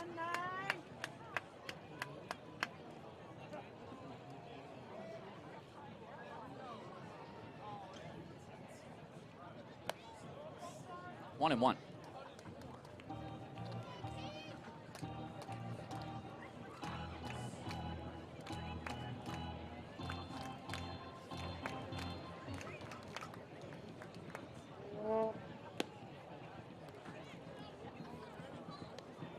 They gave up 4.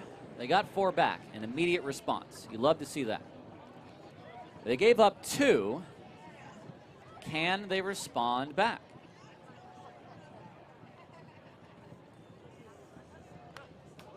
It's a decent swing by McKenzie, who did get a pitch to hit. I don't know if that's a classic hanger, but it's something that ended up in the middle of the zone.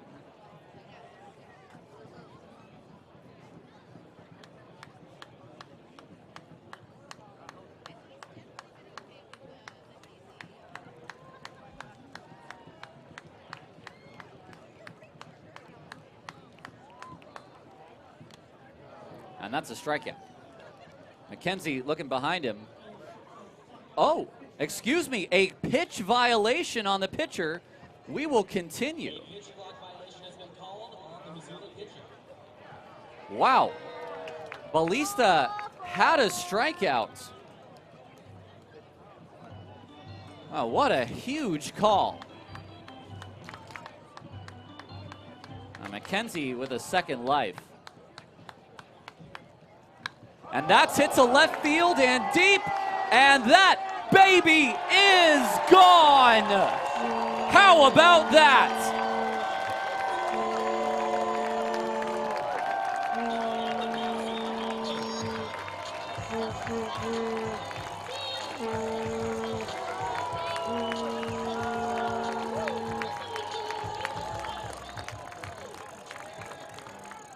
McKenzie struck out, but Balista took 1 second too long to deliver that pitch. So instead, it's a home run. 8-6. Cobb fouls it away. Another first pitch swing. Well, that is an answer. And that's an acceptable answer. 8-6. Second home run for Oakland.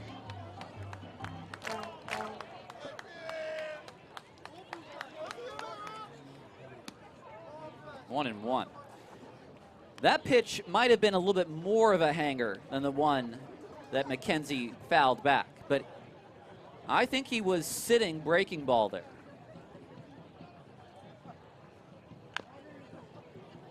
That time Trey gets this off his foot and will be uncomfortable for the rest of this at bat. I don't see the new ballers trainer Matthew McElroy coming out of the dugout at all.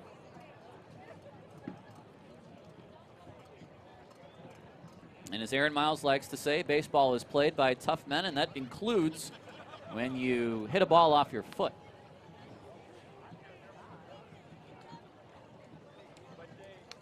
It's a 1-2 pitch.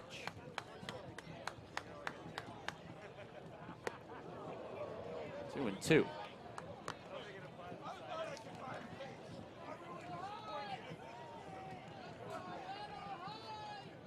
I don't know if this will be the highest scoring game of the day in the Pioneer League, but it might be the longest.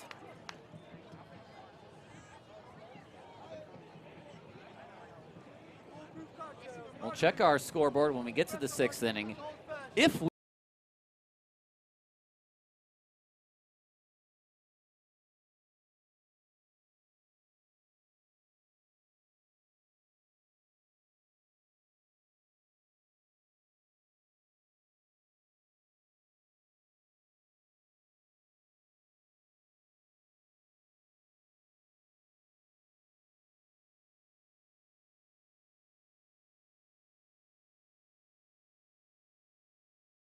we get to the 6th inning.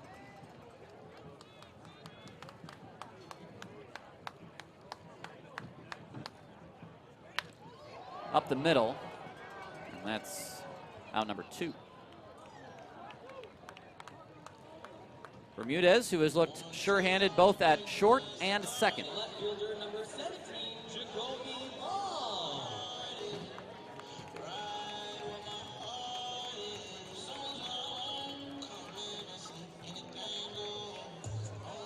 Long walked in the 3rd inning, and he grounded out in the 1st.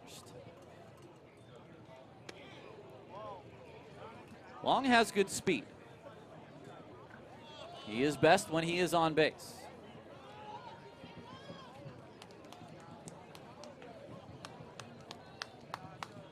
Ooh, heads up.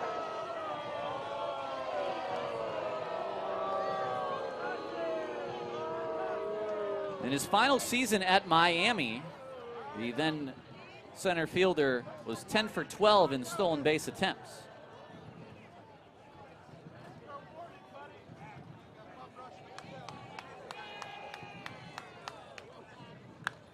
Down the line and foul.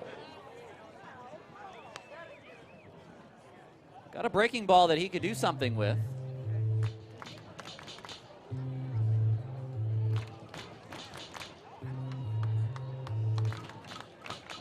Just a bit out in front. Pops this up behind the plate, and that's out of play.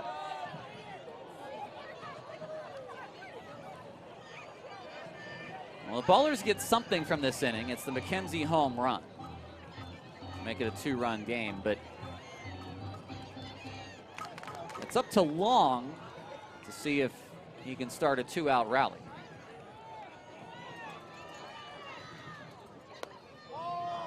Three and 2. Feliciano was holding his glove pretty much the entire time above the zone, just trying to really hold that target for Ballista. This is popped up and playable. Stone. Long is not running. He's not moving. He should have ran to first there. And the inning is over nonetheless. I don't know why Long did not run to first. We head to the 5th. Ballers get one back on the McKenzie home run. It's 8-6 Missoula. That's right, Cards, and we really dream to win this one. In goal, serving Greers Estelle, and we are about to do number 4 knockouts.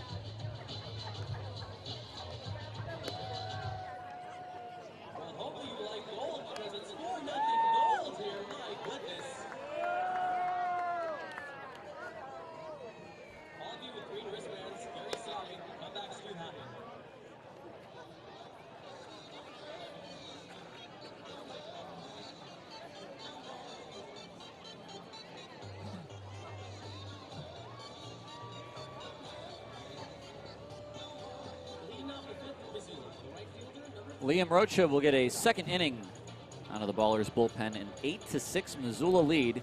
Live from West Oakland, we welcome in our local Oakland audience, those watching in Missoula, all around the U.S. and around the world. That is a base hit for Enzo Apodaca, and the buried trampoline strikes again. I don't know where these hops are coming from.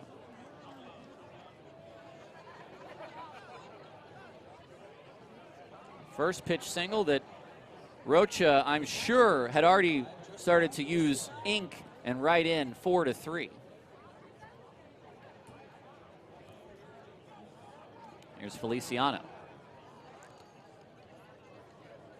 Does not need to be said, but this is a broadcast, so I'll say it. Rocha needs to shut down the Paddleheads here. It's a nice first pitch to Feliciano on the breaking ball. It's a hard slider, and it's got some funky spin to it and some drop.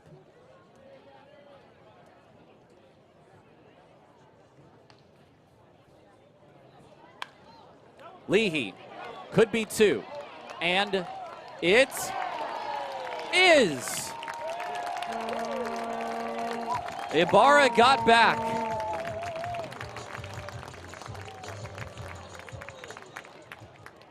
That is more like it. As far as Rocha is saying, finally a ground ball that nets me some outs.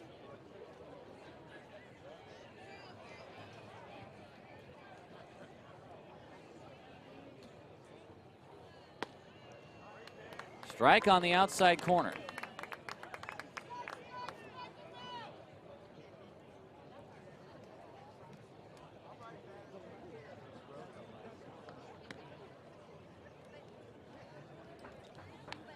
Barry is 0 for 2, a ground out and a strikeout.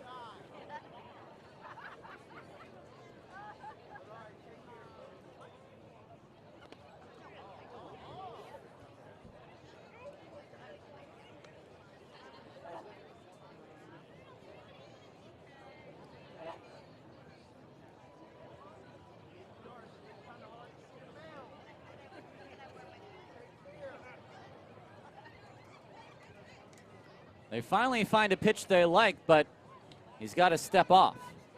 It took just much too long for Rocha and Paz to get on the same page.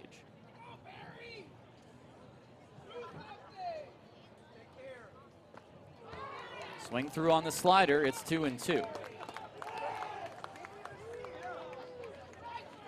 The Ballers are looking for their first 1-2-3 inning of the day.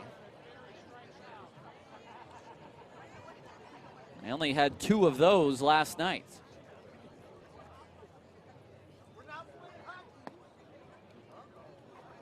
We go full.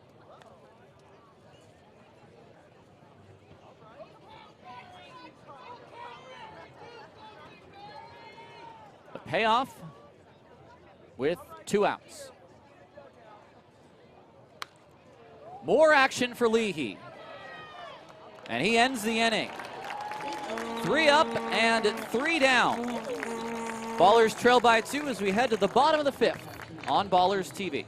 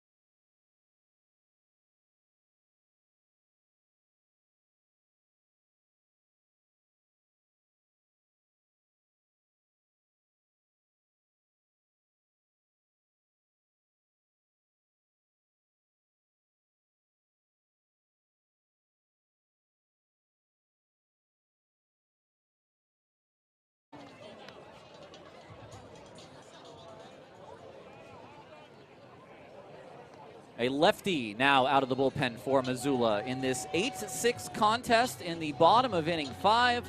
Back and forth we go on Ballers TV. I'm Tyler Peterson. Glad that you could join us. I also want to say hello to those listening on the television simulcast, our audio-only stream on YouTube, who are not getting the benefit of the pictures, but we still want to make sure that it is available to you through that medium. The new lefty is Jaden Bishop, 25 years old, from Zephyr Hills, Florida International University. Last played for the Lake Erie Crushers of the Frontier League. He will face the lefty Ibarra, who already has 2 RBI tonight, 1 on a ground out and 1 on the RBI single. First pitch is down and away for ball 1. So Balista comes in, gets the job done in the 3rd to get out of the jam, and then allows the solo shot to McKenzie in the 4th. That's fouled out of play.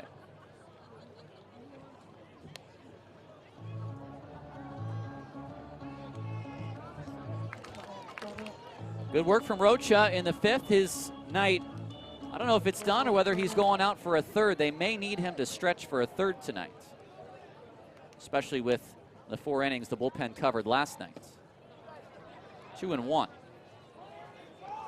Jake Turk is kind of styled right now as a long reliever, and he did his job with 2 shutout innings. And David Clark, who might also be used in a similar role, just 1 run allowed in 2 innings last night. Inside for ball 3. Feliciano has been very protective of the challenges so far. A 3-1 to Ibarra.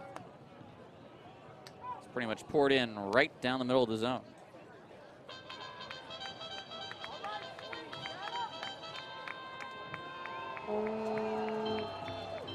So let's see if we have action on this 3-2. Will it be something that brings out a swing from Jeter?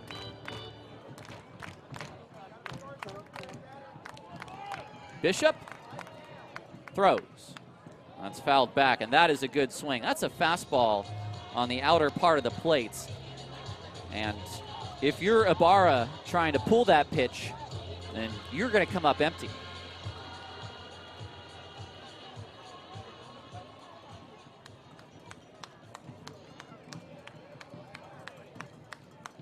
Here's the 3-2 again. Ground ball to 3rd. Casarilla lets it play him, but he scoops it up and throws it to 1st in time. 1 away.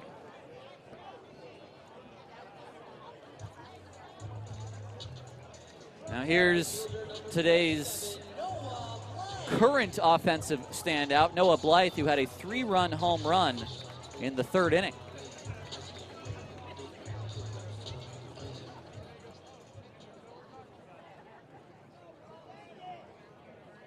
Facing the lefty in Bishop. First pitch is too far in. Well, like Ibarra, Blythe already in a hitter's count.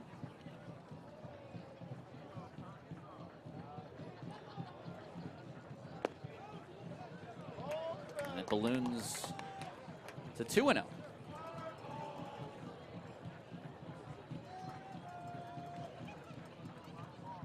Two-run game in the 5th. Went after that one, and that's a healthy swing.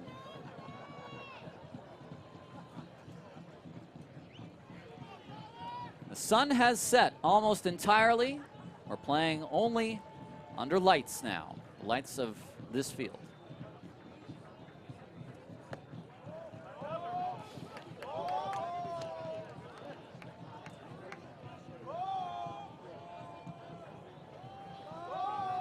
Back-to-back 3-ball counts to the first 2 hitters for Bishop.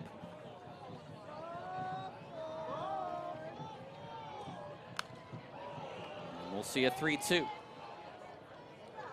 Now Bishop missed his spot. That bled out toward the middle part of the plate. Feliciano wanted it inside.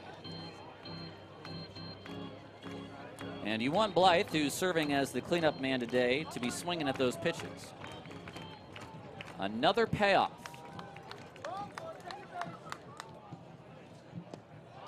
He takes that low for ball 4. It's a 1-out walk.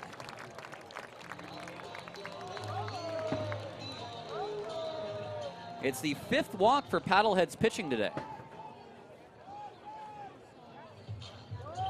Last night it was 5 for the whole game. And here's Shepard. A strikeout and a walk thus far.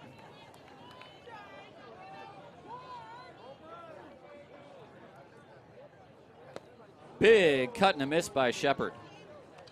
He was trying to tie this ball game up. He chased below the zone and just need to go after something a little bit higher.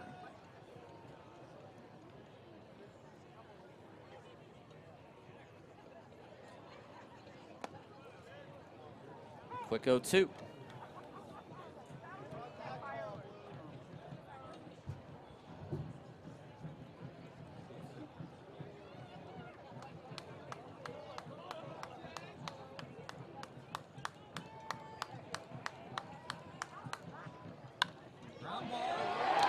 Ground ball down the line.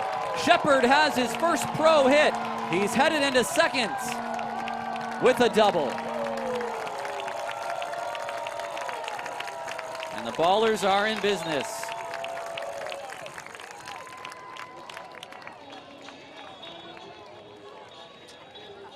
They had Casarilla in what I might call a double play position, so he was playing closer toward the hole at short.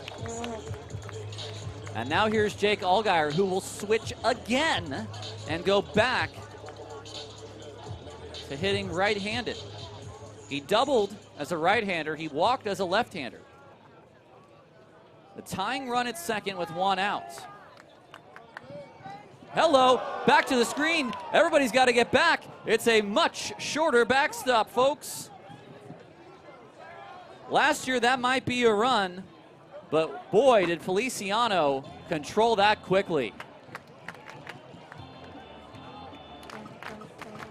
Good heads-up base running from both Blythe and Shepard.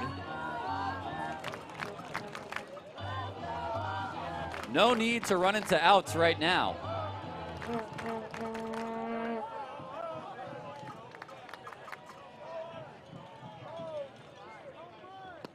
Half swing, challenged by Feliciano. The call, the ball is being challenged. The call is overturned to a strike. 1-1 the count on the curveball. So Feliciano finally uses a challenge, and it was one he was sure of. A ground ball gets a run home. Ground ball up the middle. It's stopped by Piatkevich. It will get a run home. The out is at first. It's 8-7.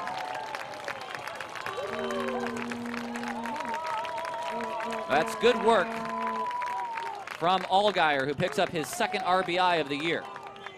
Second baseman, number 23, Nick Leahy. And now Nick Leahy. He was 0 for 2 yesterday with a pair of walks. He's 0 for 2 today. This would be a huge time for his first hit of the year.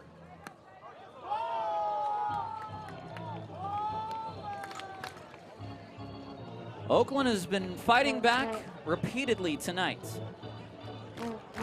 and 90 feet away from tying this ball game. It's an inside-out swing on a fastball that was coming in on Leahy.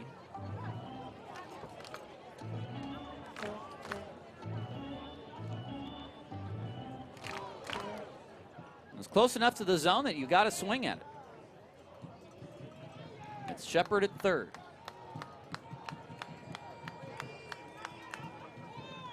Heads up, that gets way away from Feliciano, and this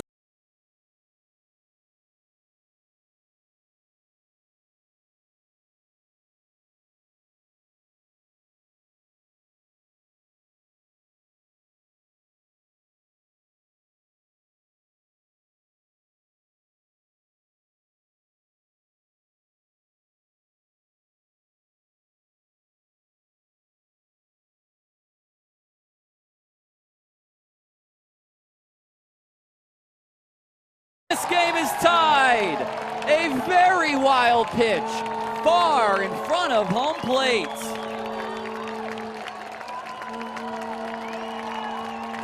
Look at this thing spike up.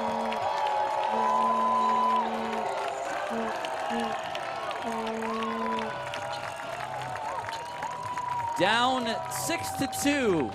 We are tied at 8.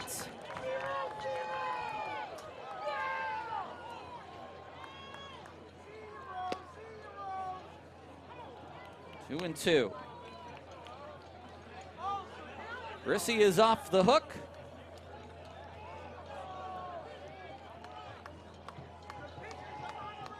And we start fresh. 3 and 2.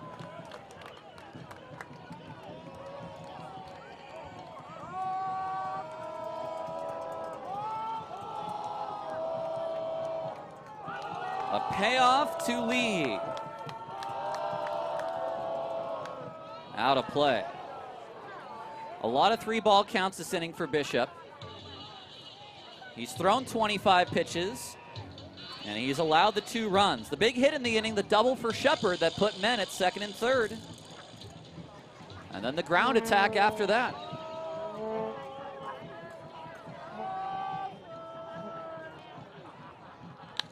Line drive to left field. This will be extra bases, I think. It's cut off by the center fielder, and Leahy is going to have a sliding double. And there's his first hit of the year.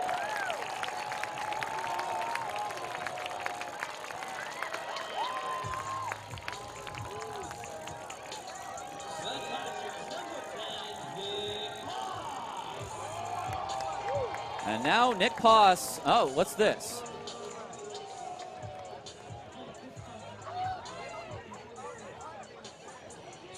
So there's a pitch clock violation on the pitcher. Or no, excuse me. They're sending Leahy to first?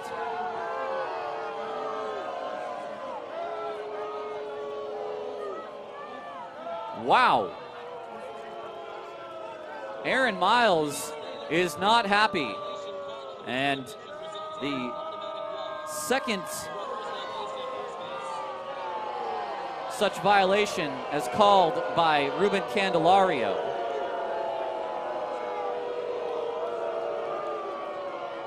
And this isn't like a delayed penalty in hockey where you take the best results.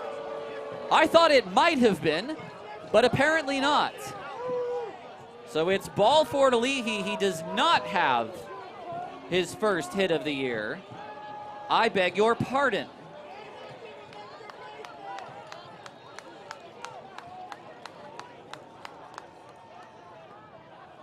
And the first pitch to Poss is down low. Well, we did hear that it was a point of emphasis this year from our umpires that they were going to be very stringent on the pitch clock. And as it turns out, they are. 1-0 to Leahy, or rather Poss, now 2-0 to Poss. Wow.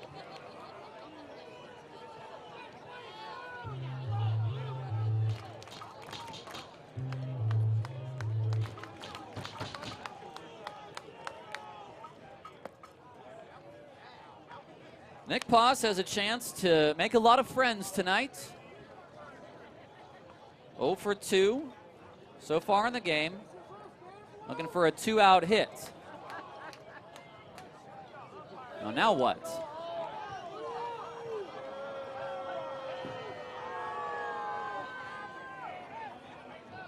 There is a light in the crowd.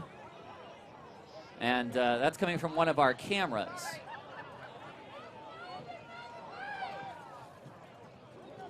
Okay, we're ready to go.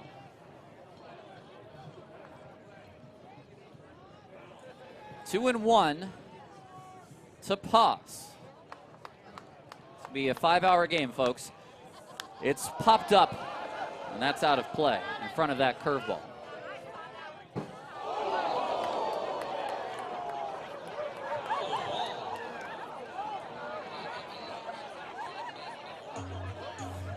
Leahy, or rather Poss, excuse me, is going to take his timeout.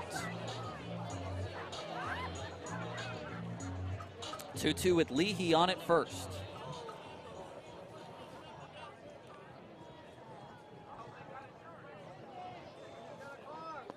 Nice take, and we go full.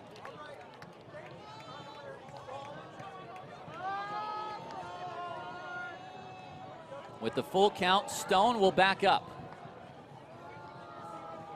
And Leahy will run.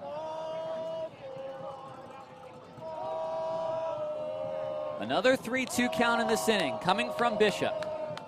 Here it is to Poss. Ball 4.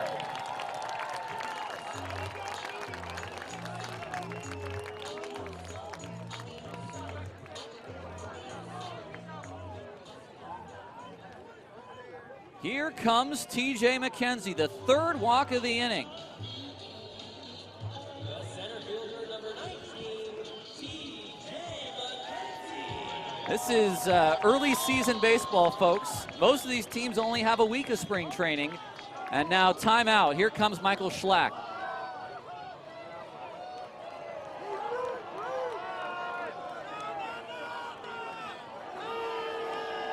He's taking the baseball. We will take a break. 8-8 our score on Ballers TV.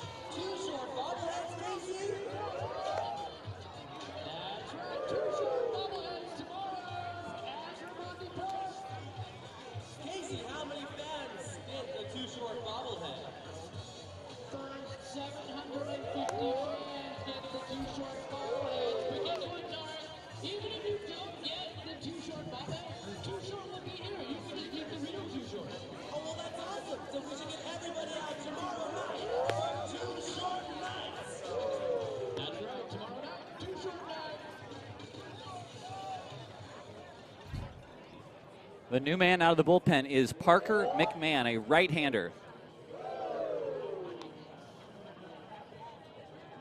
He'll face TJ McKenzie.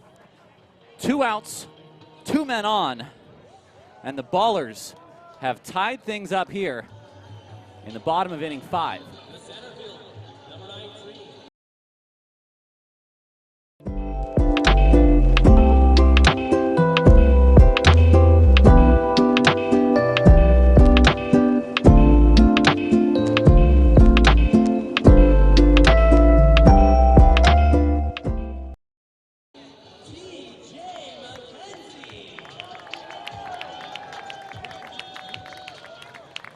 McKenzie, a homer in his last at bat.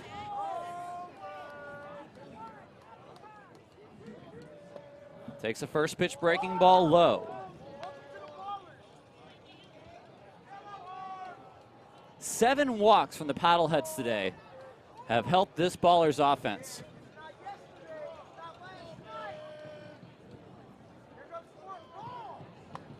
One and one. McMahon, 24 years old, from Bellevue University, from Bozeman, Montana.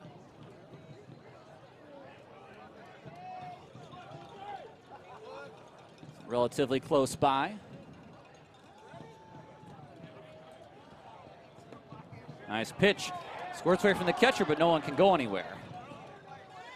Bozeman, Montana is the home of Montana State, which are rivals of Montana University, which of course call Missoula their home.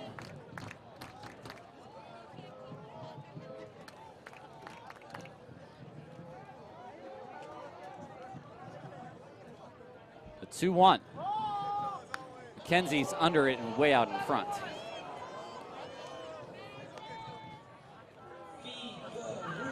Bishop goes 2/3 of an inning. Allows a hit. 2 runs so far, 3 walks and no strikeouts.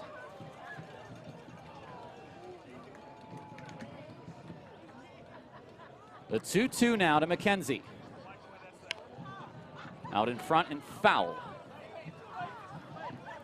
Might have been a little high. And McKenzie only able to top that down the line.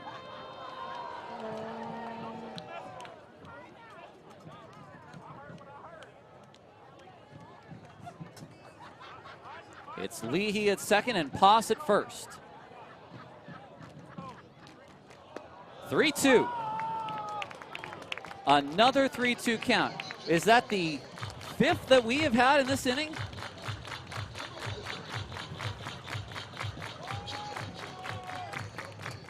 Runners will be off.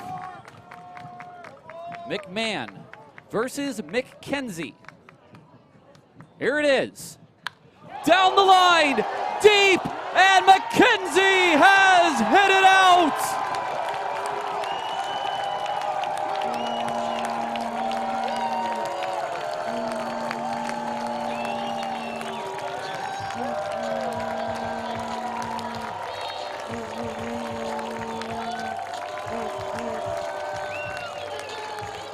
He chased an off-speed pitch above the zone, and then he got one right where he wanted it.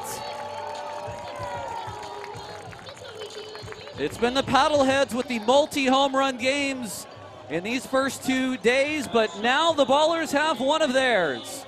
His second home run in back-to-back innings, no less.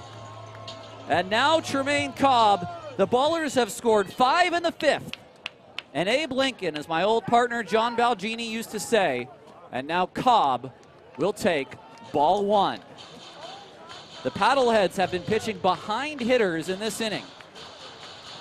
And it's had similar success as the Ballers did yesterday when they were doing so. This is a Pioneer League game to be sure. 2-0. You don't get these games in California. This ballpark statistically is the hardest to hit in, the lowest batting average in the entire league. But not so these first 2 days. 2-1 the count.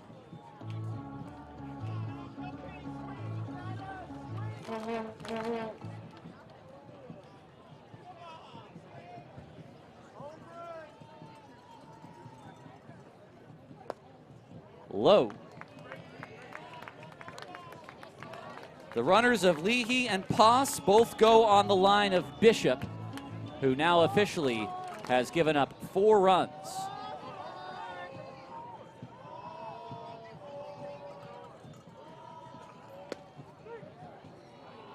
Strike 2 on McKenzie, even though he rung him up. And the umpire with a little tap at the chest there, 3-2. Fair play to the umpire, who knows the mistake is his. Another full count, number 6 of the inning. Ground ball through the right side, and Trey gets a single, his second of the day, and it's back-to-back multi-hit games to begin the season. The Ballers have, for the first time this year, sent 9 to the plate. Here's Long.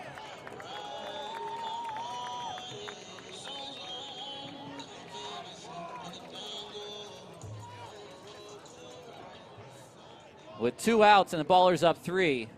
Let's see if Cobb goes. He's got a nice lead. Long, a high chopper. Charging in Bermudez, and his throw in plenty of time.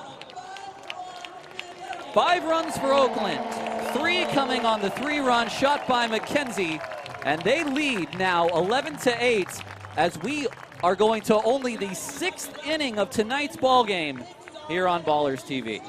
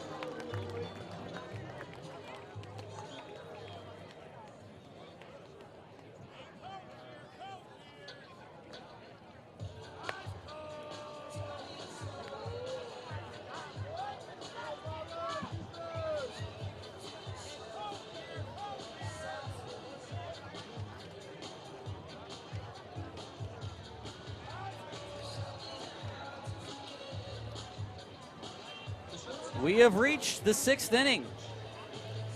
Welcome back to Ballers TV, some 2.5 hours in. But the Ballers have retaken the lead. It's 11-8.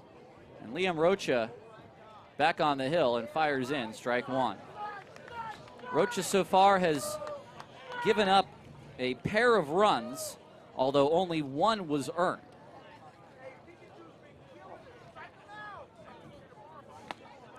It's a quick 0-2.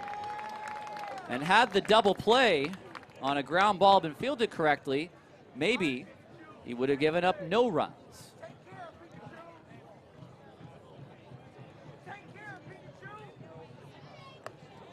Too high.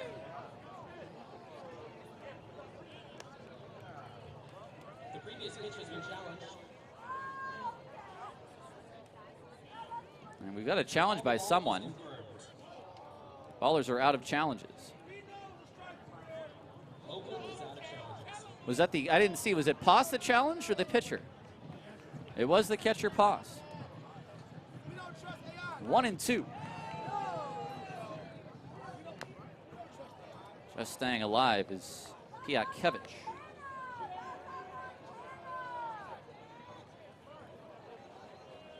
So they've come back with a combined 10 runs in the last 3 innings.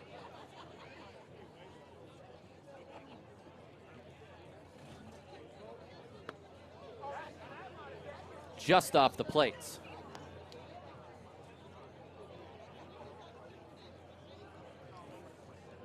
.93 on the outside. That's a tough take from Piatkevich. 0 for 1 with a walk. And now he'll see the third ball. From 1-2 to 3-2. And he wants At Staples, the deals keep going and going. And right now, check out this special offer just for you. Explore more deals online or at your local Staples. Whatever you need, Staples makes it easy. You want to have the at-bat done within 5 pitches, if at all possible. The 3-2. Swing and a miss. The changeup from Rocha, and that is his 4th strikeout out of the pen.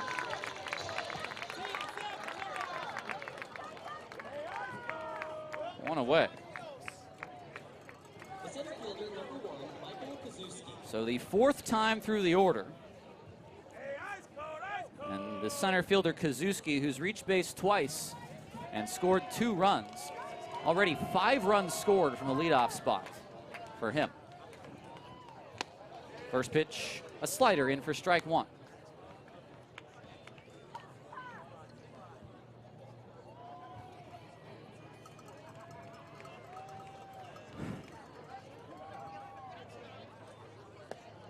Too low.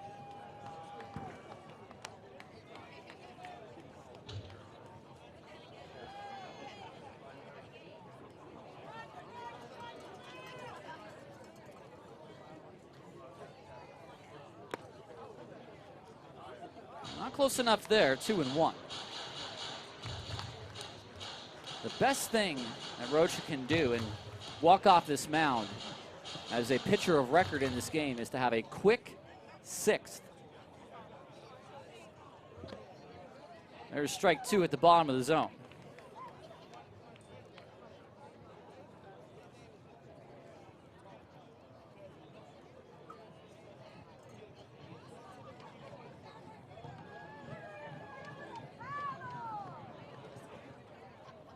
Three and 2 now.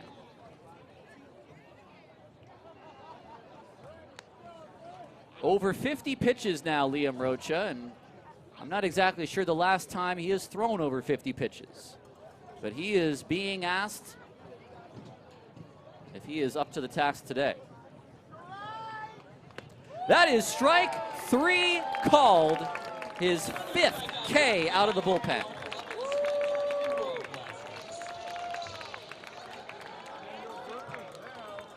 That slider is, I would have to imagine, the pitch that the Twins signed him on. Now Nick Klemp.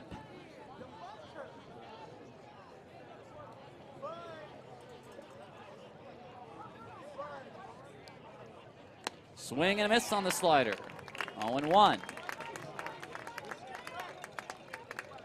3 for 3 with 3 singles. Already 6 hits in not even 2 games. A quick 0-2. He had a 1-2-3 5th.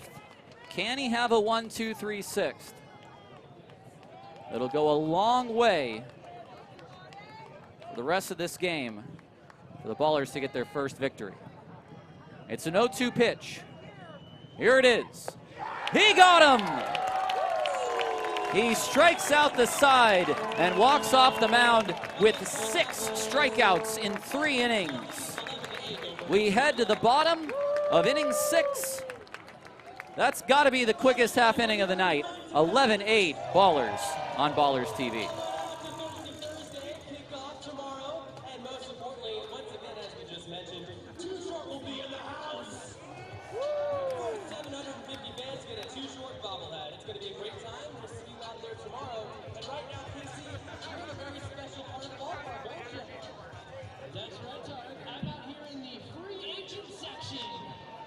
It's a brand new feature here at Amandi Park for singles and like-minded individuals that want to find love at a Ballers game. It's a great idea, right, Tarek? So, let's take a look and see what we have in the singles section. We have an actual mermaid here in the singles section. That's interesting. Any other mermaids? Hannah, are you single? Yeah. And you're here in the singles section. Have you met anybody yet tonight? I have met lots of lovely friends. Yeah. Okay, and what is this over here? There's like pink wristbands that people can wear if they're single. You guys wear pink wristbands? I see some big wristbands up there. Well, that might be the problem. You gotta keep the wristband on. And it's important that you keep the wristband on if you're in the singles section because that's how everyone knows that you're single, aside from the mermaid costume.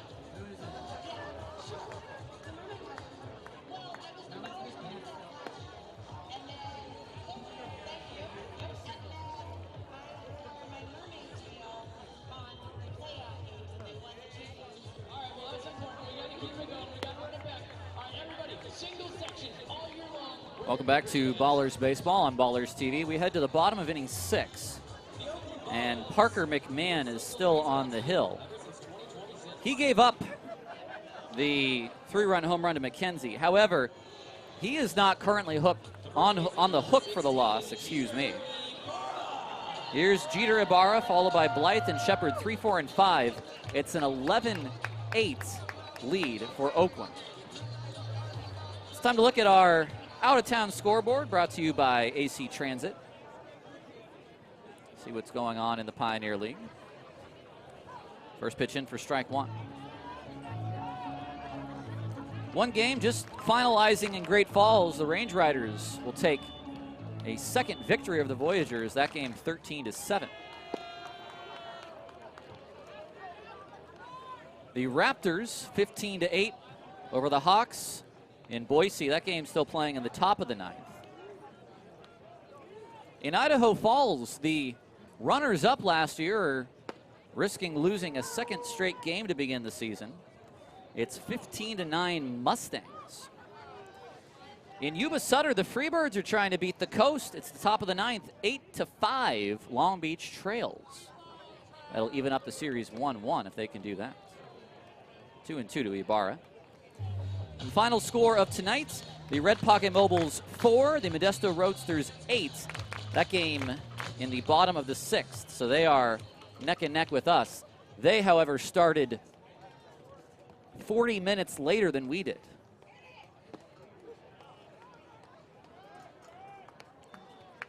Well, as I've said, I think 7 consecutive batters, it almost feels like. A 3-2 count now to Ibarra.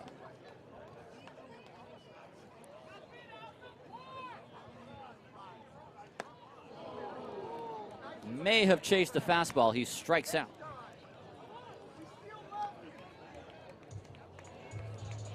McMahon has a K. Here's Blythe.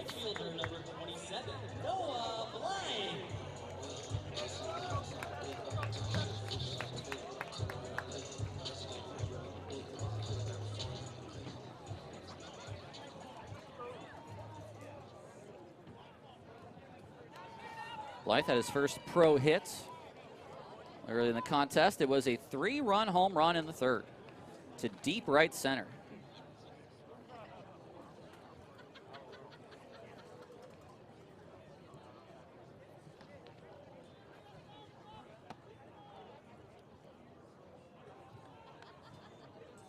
Scored 2 runs in the contest. He's also walked, officially 1 for 2.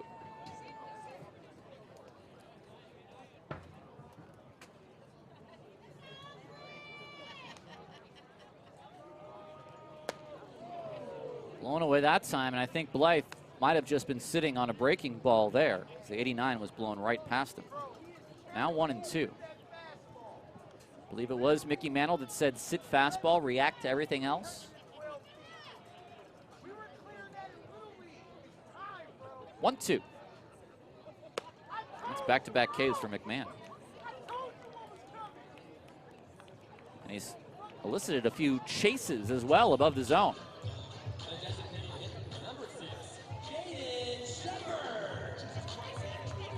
Here's Shepard, who really was able to set the table well for that rally in the 5th. Had a double down the line. 1 for 2, double and a walk. That's toward right center field. That'll stay in the ballpark, as that is caught by the right fielder, Apodaca, and we move on. Well, in a game that's been over 2.5 hours, maybe a 10-minute 6th inning, we stay 11-8 Ballers as we head to the 7th on Ballers TV. Ballers fans, it's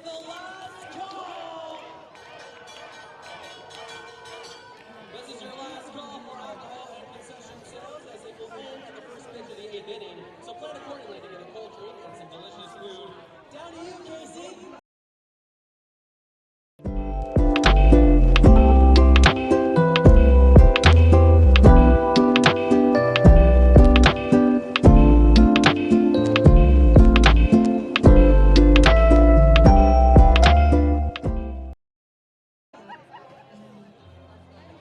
Thank you, Tarek. I'm at the merch booth, and you know it's ring night, so I'm just letting you know right now, we have these Ballers Community Championship rings in the merch booth. 73.23, that was our record last year. That is coincidentally the price of these Community Championship rings.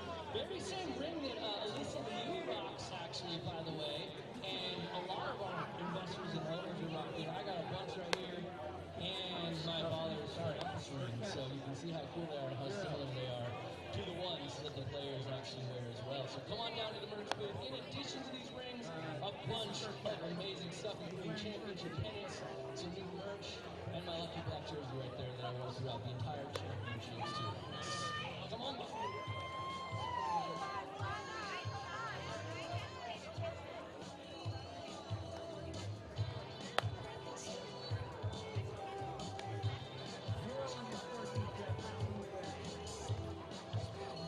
Now pitching for the Oakland Ballers, number 13, Langston Burkett.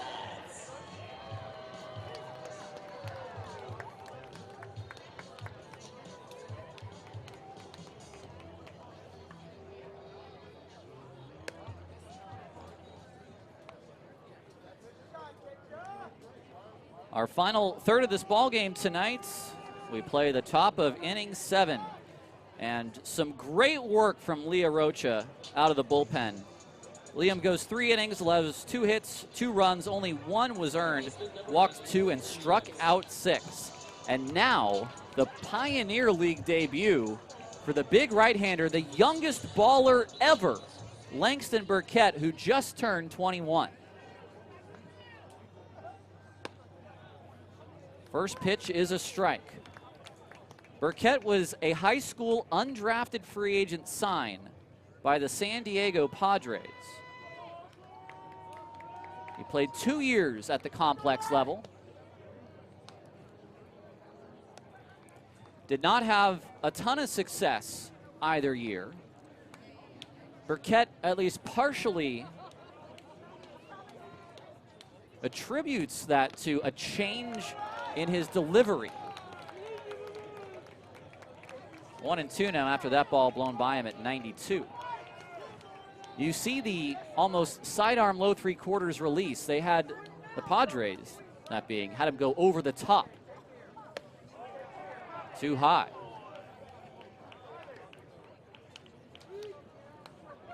Four-seam sinker, sweeper, changeup, cutter for Burkett.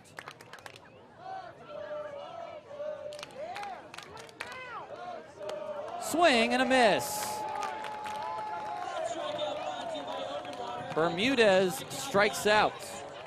And one of the few times that they've actually been able to keep him off base at all. First time today, certainly. Here's Tyler Stone. 91 that time from Burkett. Stone is 0 for 3, 2 Ks and a double play. It's fouled back at 92. Well, Burkett this offseason, still so young to be in this level of independent baseball where most of the players are 23, 24, 25 out of college. Burkett would otherwise just be a junior and perhaps would have been at San Jose State where he initially committed, perhaps would have transferred as so many athletes do these days by his junior year. But we're happy to have him here and try to get him back on track to potential major league promise. 2-1 to Stone.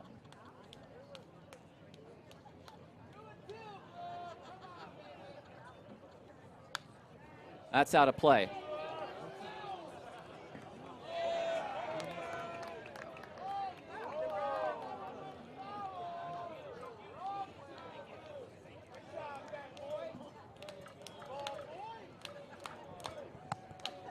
Four consecutive strikeouts by Ballers pitchers Can Burkett get a fifth?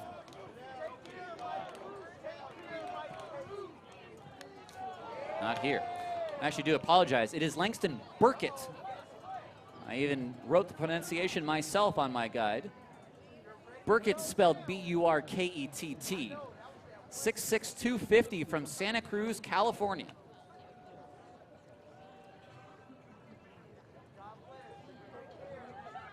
Ground ball back to Burkett. 2 away.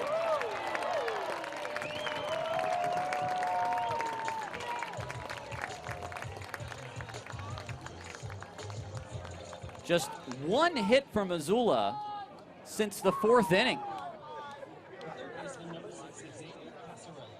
Rocha and now Burkett are really turning in some good work for the Ballers here. Casarilla takes ball 1.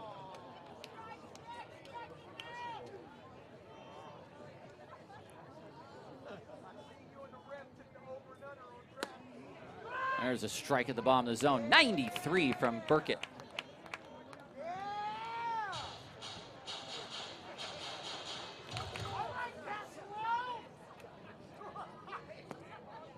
Not that time on the slider. That's spinning at 2,900. That is one heck of a slider. And now a swing through at 92. Well, the age and this data, he may not be here very long.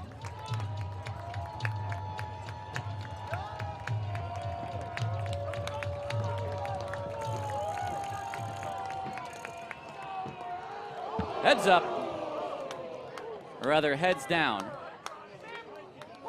3-2. That was 93 over the head of Casarilla, and I don't care who you are and how nice and temperate a person you may be, that'll rile you up at the plate a little.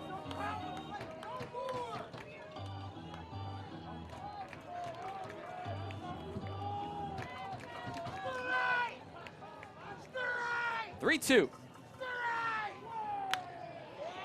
Cobb. And the Ballers go 1, 2, 3 in the 7th. Time to stretch. Oakland leads 11-8 on Ballers TV.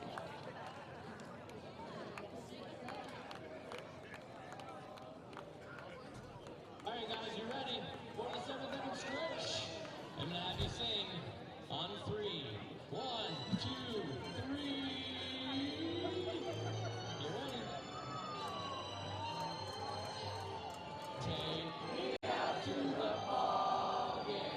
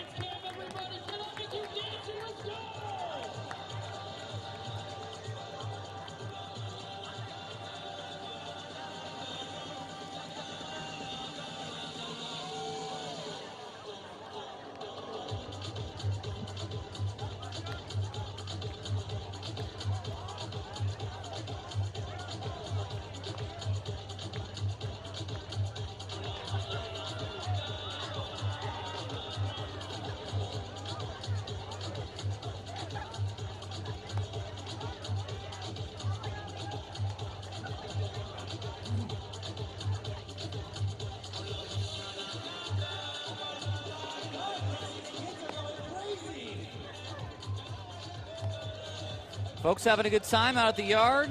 We've stretched and we've needed to stretch tonight. It's been a long game, and as a baseball fan, you kind of trade the extra little bit of time you have to sit through a game if your team can come through with a win at the end of it. But it has not been the cleanest game on either side, and that's, I think, a fair representation of this league for its first week, no matter what year it is. Here's Allgaier.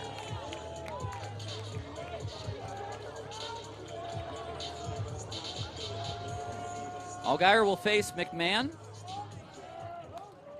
who's still on the bump.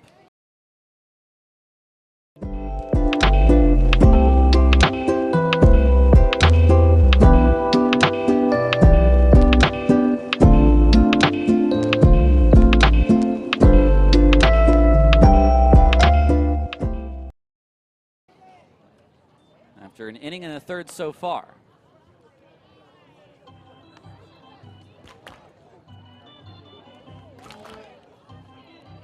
Jake's been productive. A double, a walk, and then an RBI ground out. Things have settled down just slightly.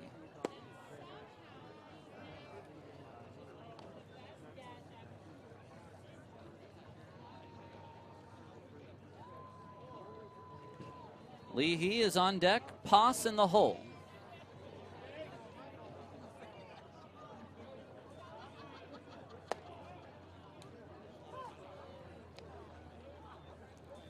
Now, I'm interested to see how Aaron Miles uses his bullpen. Will he send Burkett out there for a second, or will we see Cisneros in the 8th and then a closer Nelly in the 9th, Braden Nelson? That was an overhand curveball, a telegraphed overhand curveball, I might say, as well. Looking at the grip and the arm action of McMahon there, and a swing and a miss by Allgaier.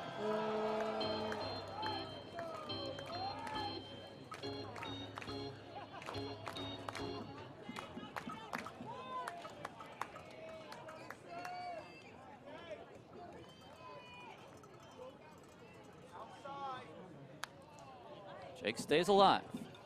Well, McMahon really has not thrown all that much. He's only thrown what will now be the next one, his 30th pitch, even though he's now been in parts of 3 innings. And the Paddleheads don't want to burn their bullpen any more than the Ballers do. And it's not like Beard went very deep yesterday in that victory, and that curveball gets Jake Allgaier. Beard only went 4 and 2/3. The rest was picked up by Timmons, who went a third of an inning. Grant Garza, who pitched 3 and got the victory. And the last inning taken by Weschler.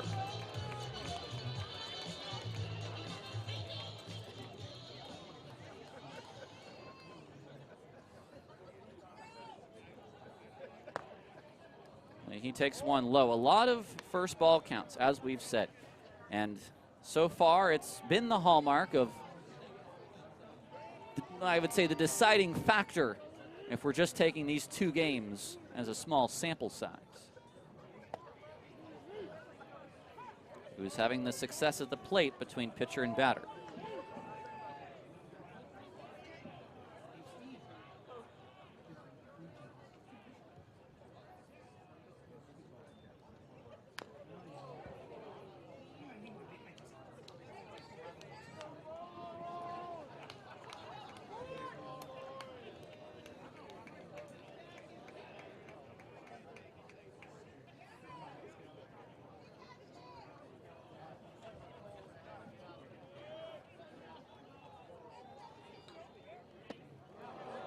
He goes, says the home plate umpire.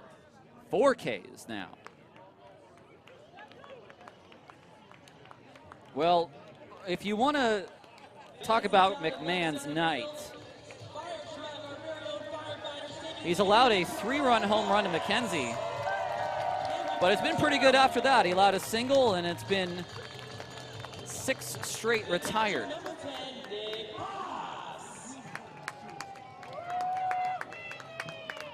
So Nick, and now Nick, as Poss takes a strike.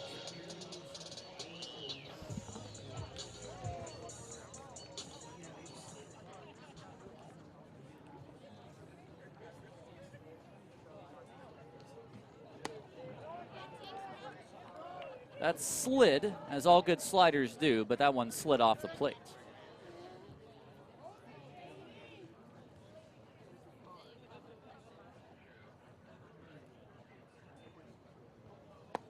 Haas swings through that one, 1-2.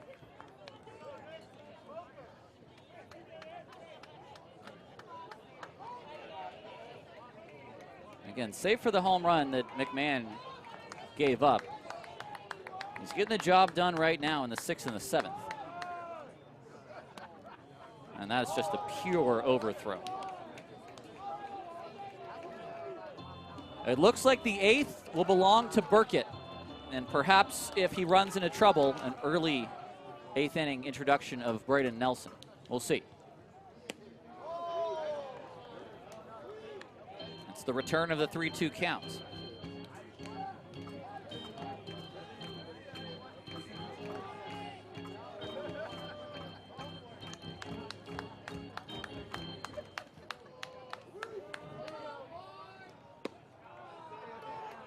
Ball 4.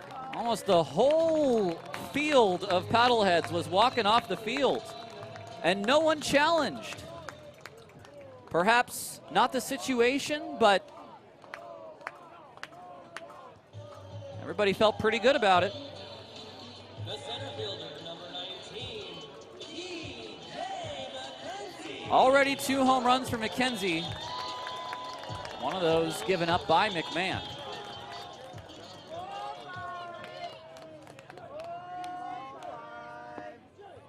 And that's a pretty good pitch to start the at-bat for McKenzie, because you're talking about a guy who's been aggressive tonight that maybe is kind of sitting on the hat trick of home runs and may want to take a big swing to begin the at-bat, but instead a patient take.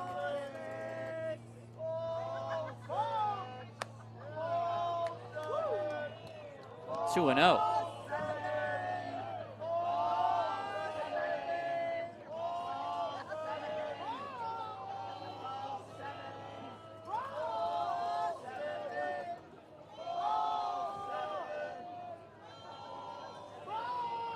McKenzie to right field.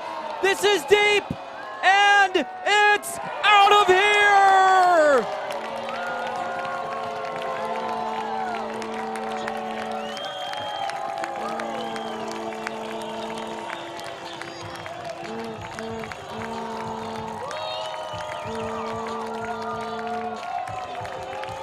Three home runs for T.J. McKenzie.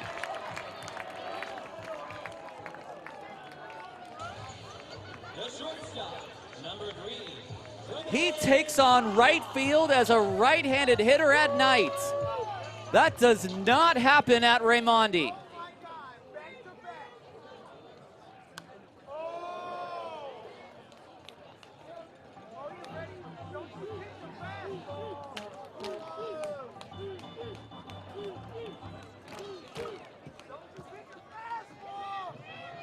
Five RBI for McKenzie, 3 home runs.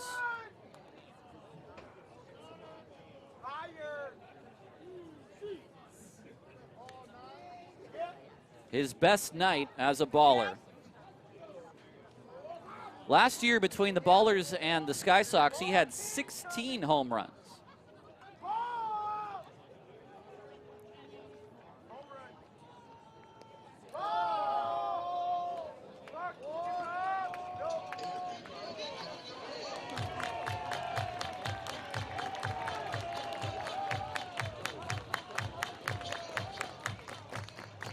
What a wolf in sheep's clothing this inning has been for Missoula. Casarilla charges, fields, and that skips by the first baseman. It's a base hit, and I think it hit Trey Cobb on the way there as well. So Cobb has 3 hits. That was a tough play for Casarilla. And now Long.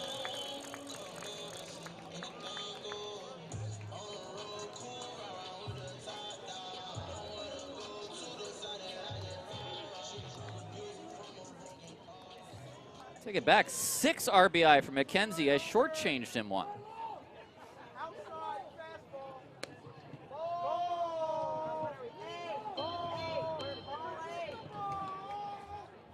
Long 0 for 3 with a walk, looking for his first Ballers hit. It's now 13 runs on 10 hits for Oakland.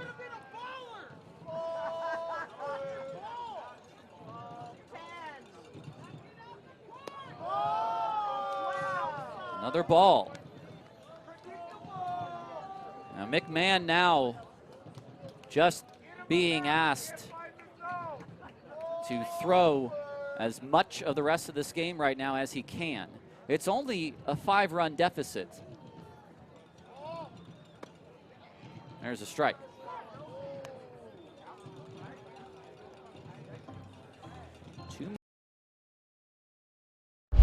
Dive into Lennar's Summer Value Days, where the homes are brand new, the savings are huge, the rates are low, and everything's included.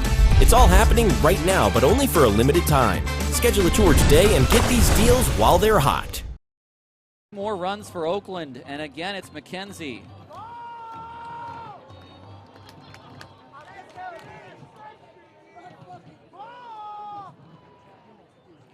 There goes Cobb. It swung on and missed, and that is a stolen base.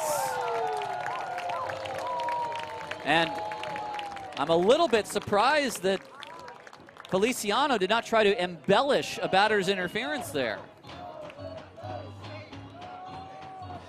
Because, boy, did Long have a big backswing. It's a steal for Trey, the first stolen base of the year. Off the plate, a great take.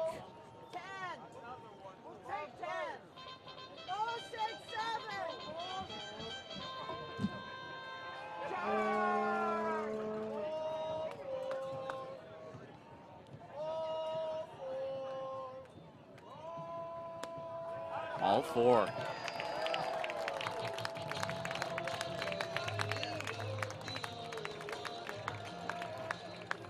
Well, Michael Schlack takes a lot of pride in his pitching.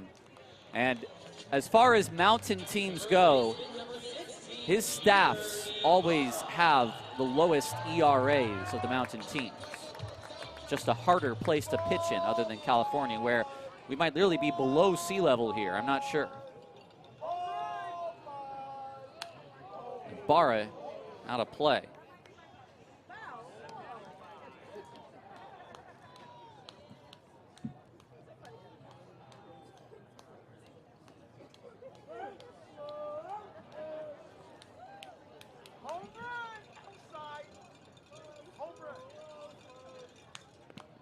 That's in the dirt.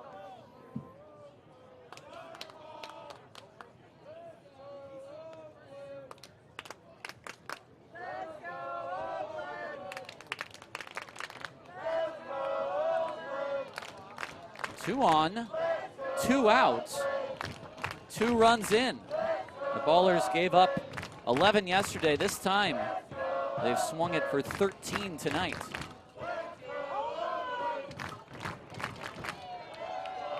There go the runners again. The throw to second is not in time. A double steal.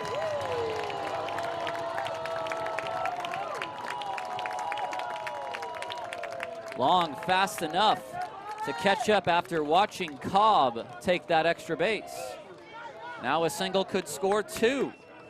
That's a big situation here in a 5-run game. Ground ball. Bermudez sure-handed, stops and throws, and the inning is over.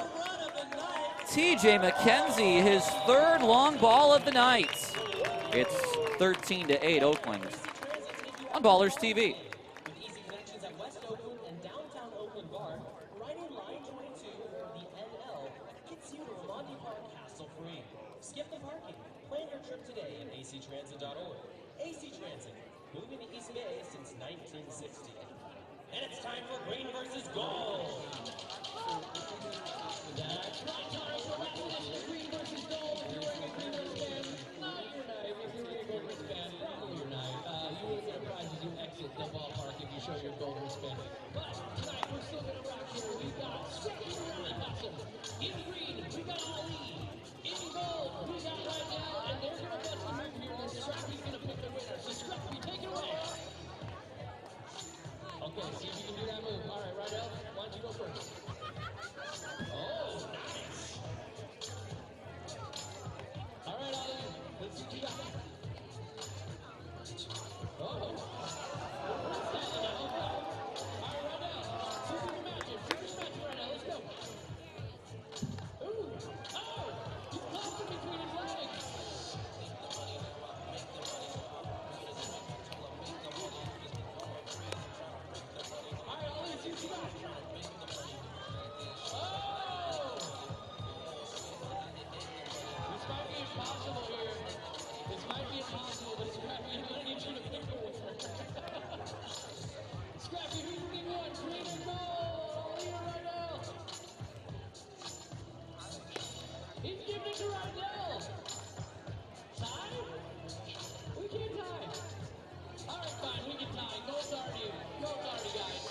Welcome back to Ballers Baseball. Top of the 8th.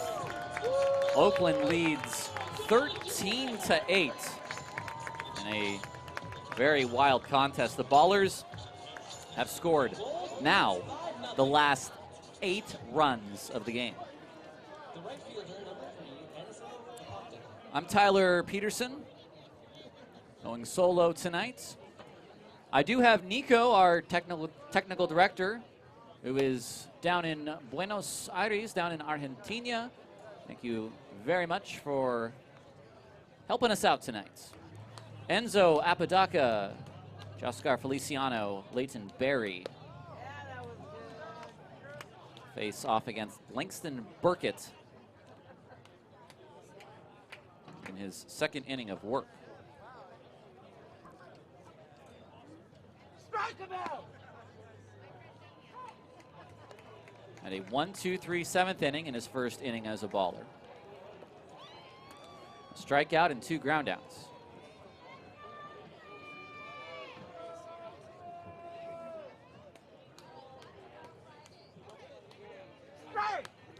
It's fouled back.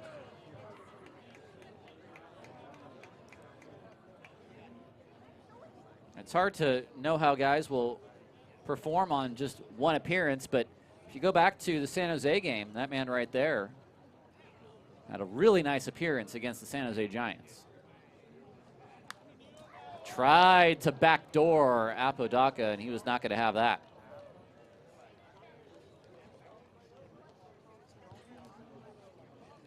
He even got a pretty good swing off as well. That was not just a protective swing.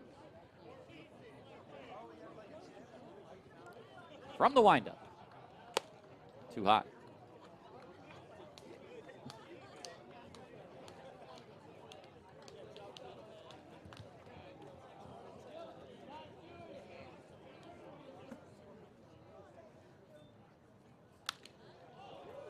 Down the line and foul. Apodaca, don't forget, he's had a 2-home run game. A 2-run shot in the second, a 2-run shot in the third.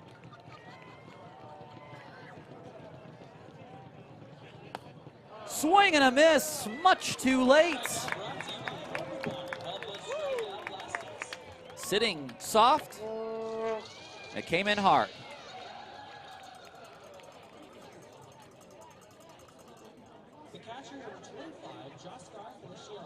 Here's Feliciano.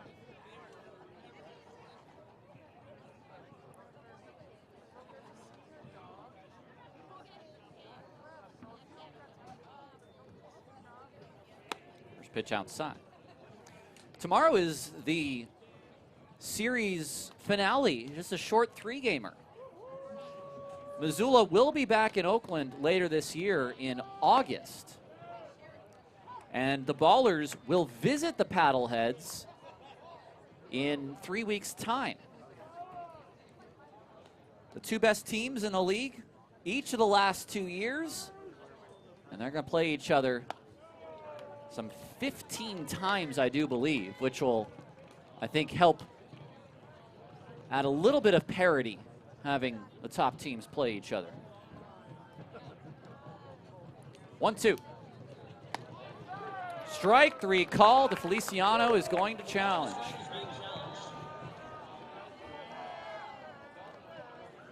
It is a ball.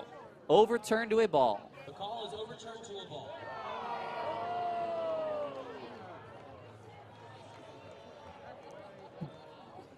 Missoula has 2 challenges remaining.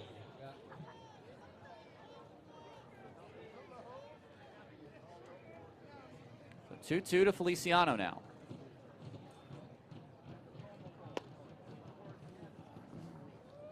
Lays off that one as well. These sliders are coming in at 2,900 RPMs. I mean, that's like a big league breaking ball. Not there on the fastball. And that is a walk.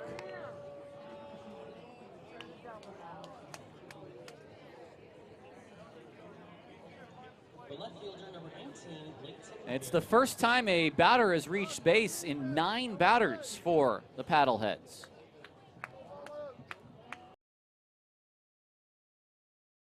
At Staples, the deals keep going and going.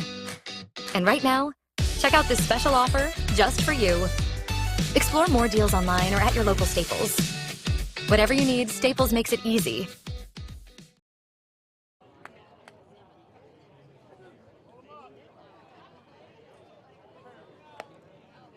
There's a slider for strike one.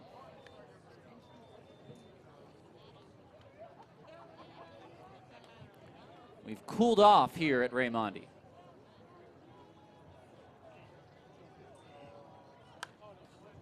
Both in the runs department as of late and the actual Fahrenheit temperature. 59 degrees from our 66 first pitch start.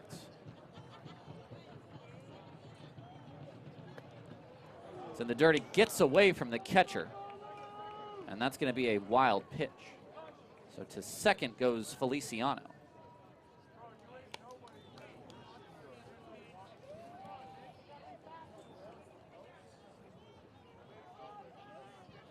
By the way, 59 degrees in Fahrenheit is in Celsius. Anyone?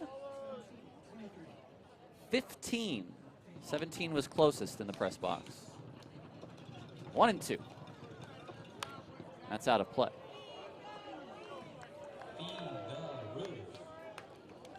Runner in scoring position for Missoula, who have not scored since the 4th inning at this point. So they are looking to get back on the board and get in this game. They have 5 outs to play with.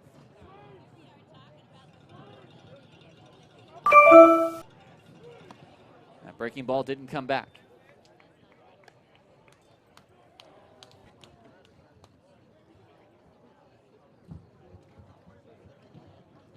Count even at 2. Barry 0 for 3 today. Swing and a miss. Goes with the high fastball. And he has his 3rd strikeout.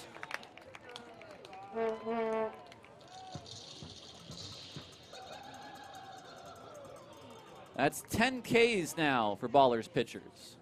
The shortstop, number 12, Jeremy Piotkovich. 7 for them last night. Here's Jeremy Piotkovich, the 9th place hitter.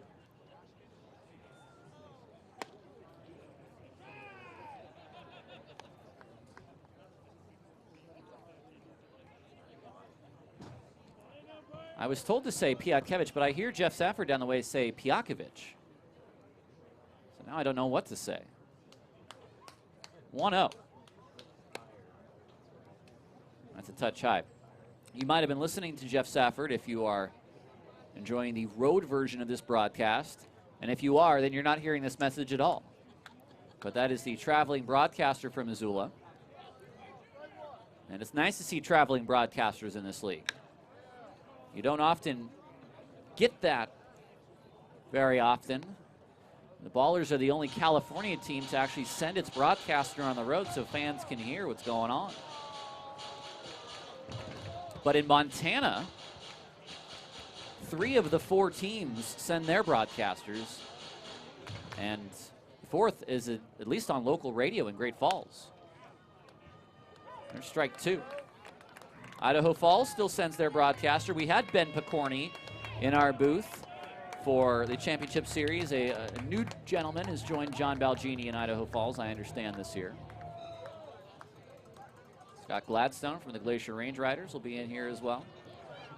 2-2, too high. The one team the Ballers still have never seen in their franchise history is the Billings Mustangs, and they will not again this year unless they see them in the playoffs, which just seems wrong to me. Got to play all the teams in your league. 3-2 is high and away.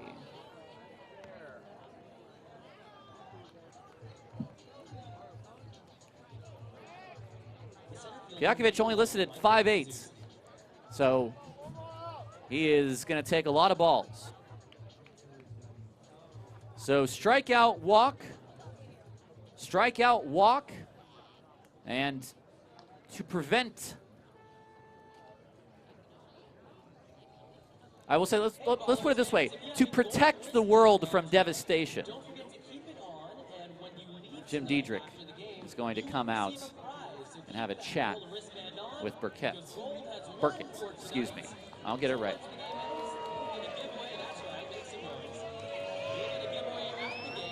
In the 13-8 ball game, 5 runs, you've got some to play with. There's no doubt about that. But you don't want to give up what you have in the hand.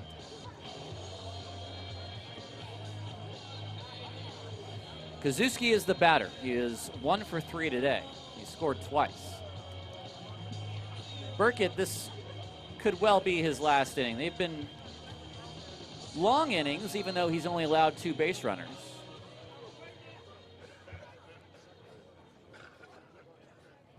This will be pitch 44. Grounded toward first. Ibarra to the bag, and the inning is over. To the bottom of the 8th we go. 13-8, Oakland leads. All right, y'all, this is time for Ballers fan of the game. And in my hand right here, I have a ball autograph by Jermaine Cobb Jr., Ballers champion. Let's see who's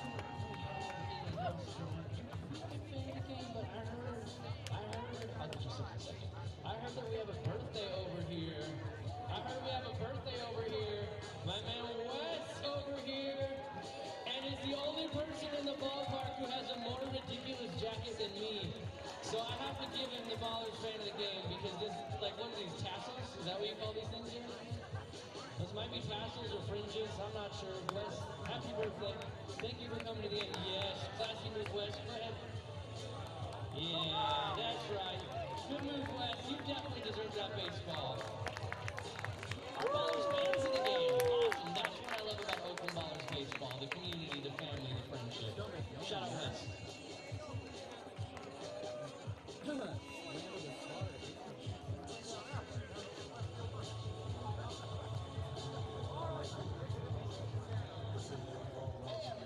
We're the Oakland 68 Strike Crew, and we're going to teach you the "We Love You Oakland" chant that we do after every single time the Ballers score a run. It goes like this.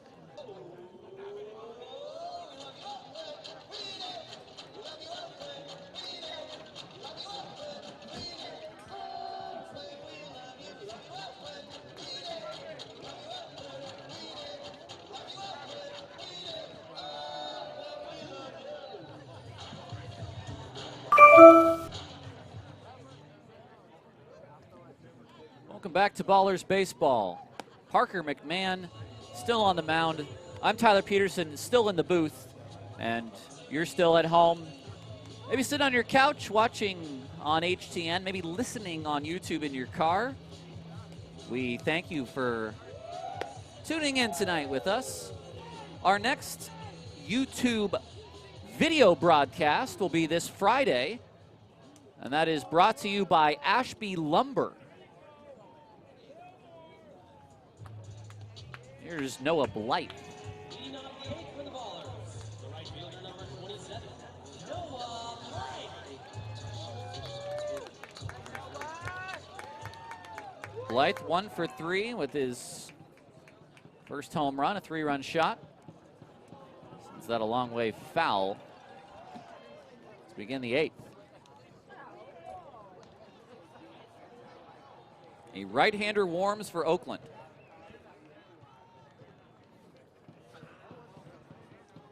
Aaron Miles wants the first victory of the season. He's going to go to his closer in a 5-run game. That closer is a man who rejoins the Ballers after an outstanding season in the Atlantic League, and that's Braden Nelson.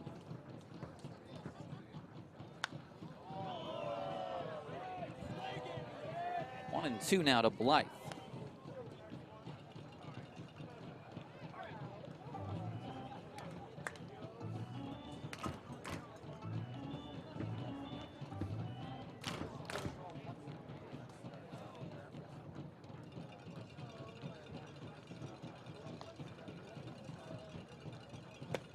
Swing and a miss.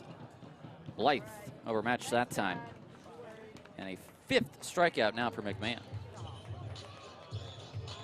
That does it 6, Jaden Shepard. Here's Shepard. 1 for 3.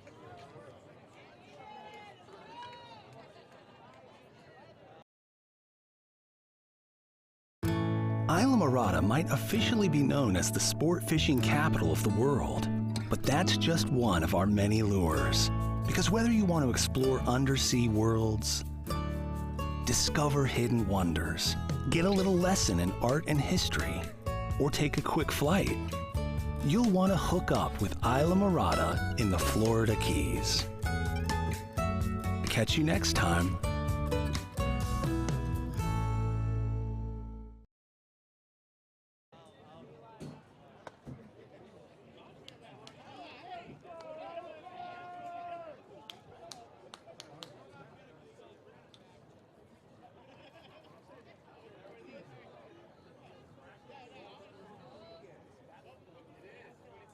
The 1-0.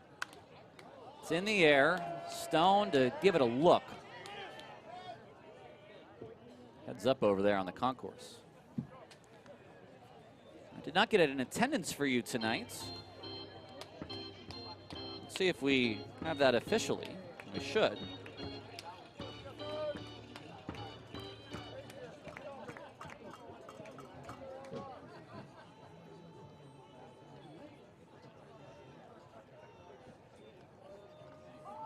And now time at the plate.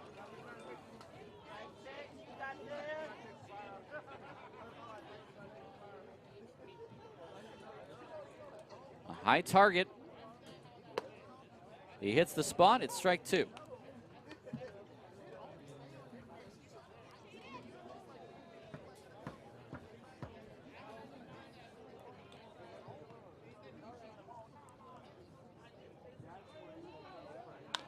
Grounded foul.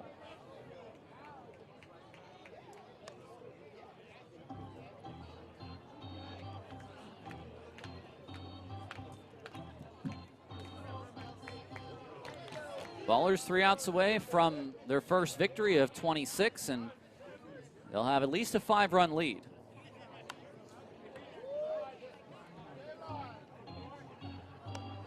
Shepard's fighting.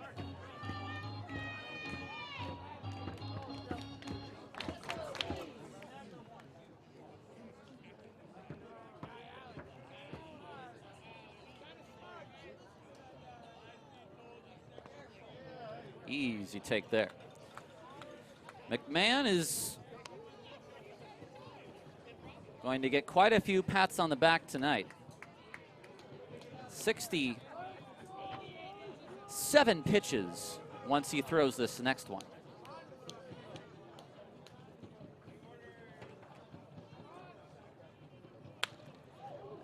Bermudez slings it over. 2 outs.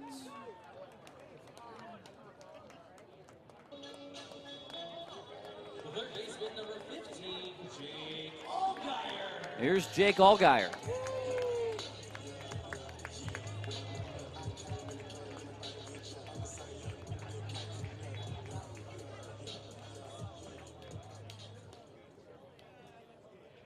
One for 3 night for Allgaier.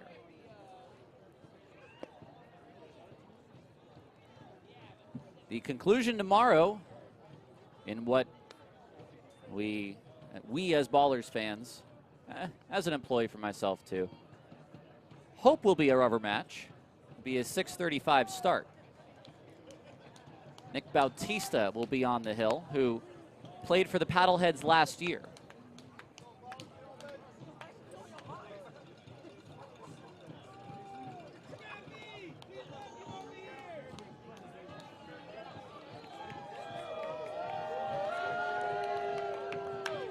Allgaier down the line. This might work for Jake.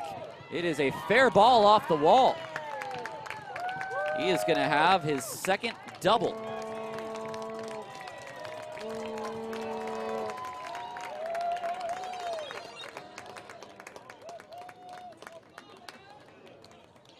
The second baseman, number 23,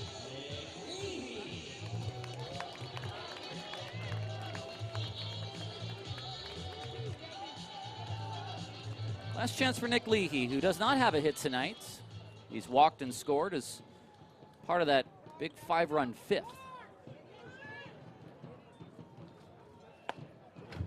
It's a fastball for a strike on the outside.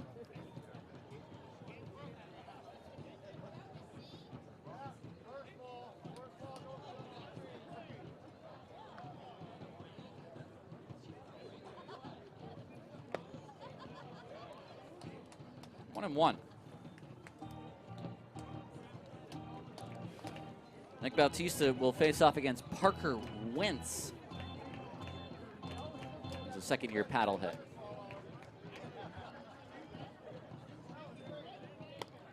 Swing and a whiz, a chase from Leahy there.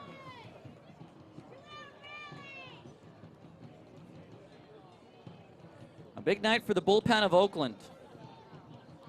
Just one earned run in 5 innings of work.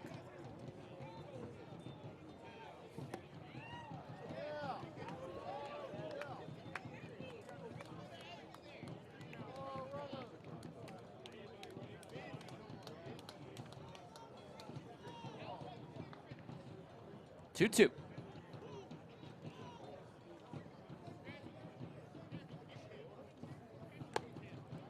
Too high.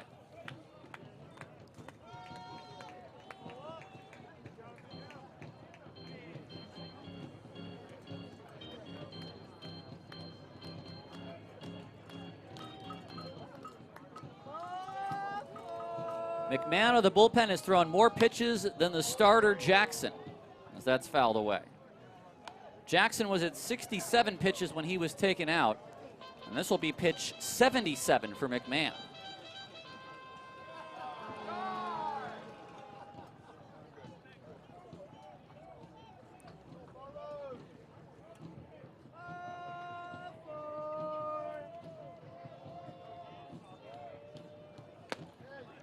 That is strike 3 called.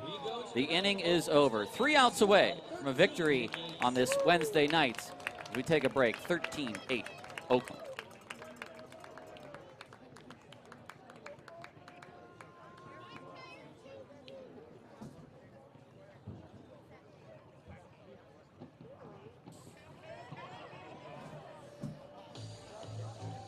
Eyes to right field.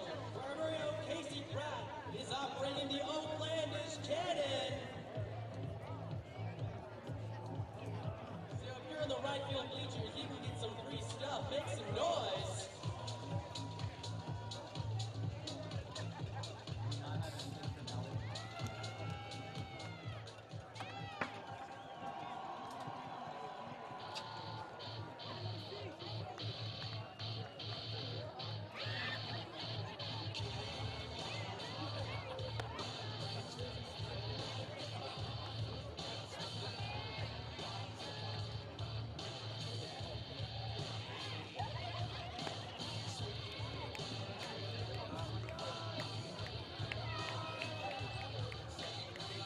Now pitching for the Oakland Ballers, number 33, Raiden Nelson.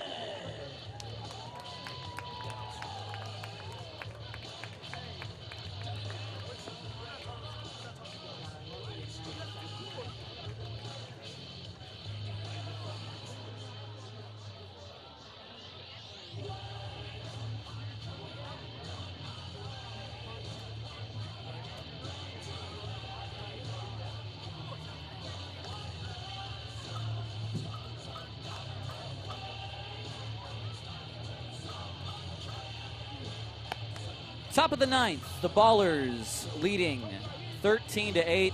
It's Nelly. He's back. Raiden Nelson, the closer from 2024, when the Ballers made the first playoff run of their franchise. He takes the hill again here in 2026. With Oakland in 24, he had a 3.64 ERA in 22 games with 4 saves. In Long Island last year, facing former Major League hitters, a 3.60 ERA with 6 saves in 51 innings. He'll face Klemp, Bermudez, and Stone, who will be trying to put a dent in this 5-run lead for Oakland.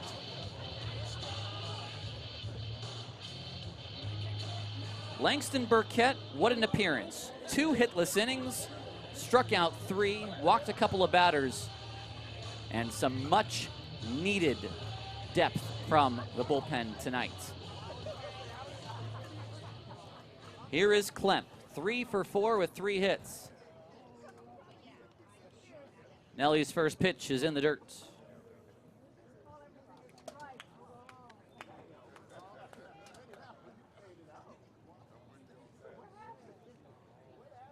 Not a save, but a finish is needed. Fastball 92 on the outside corner.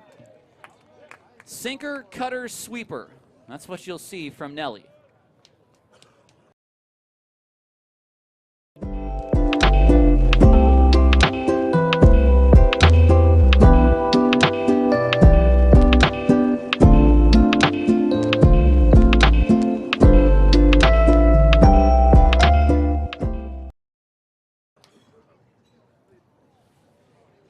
Changeup, 4-seam every once in a while.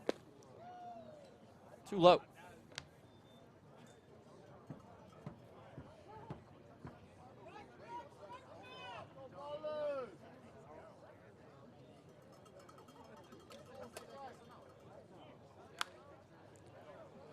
Two and two. Foul ball.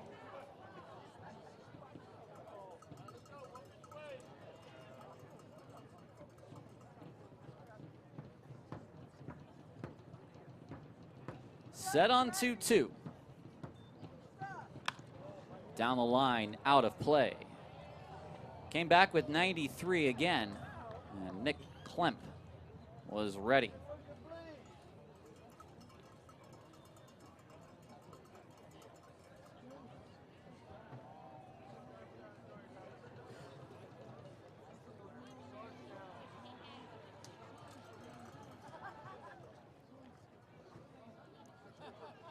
Two again to Klemp. Nick Leahy. 1 out in the 9th.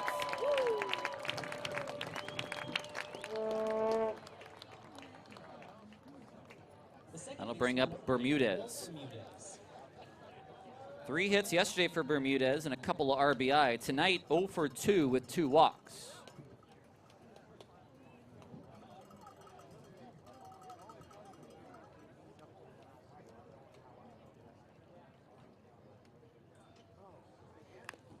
Fouled back.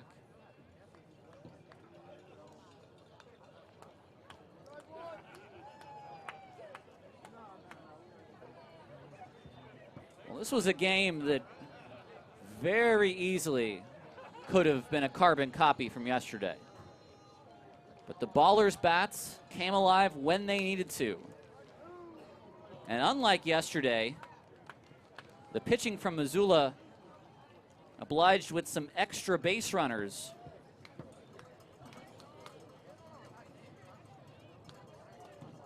For the game, they were walking a total of 9.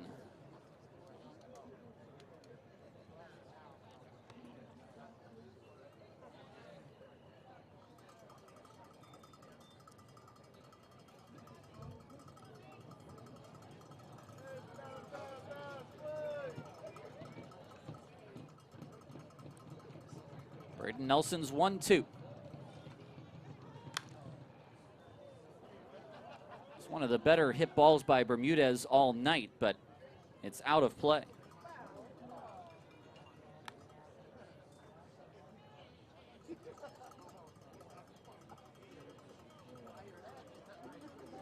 Getting close to 3.5 hours here in West Oakland.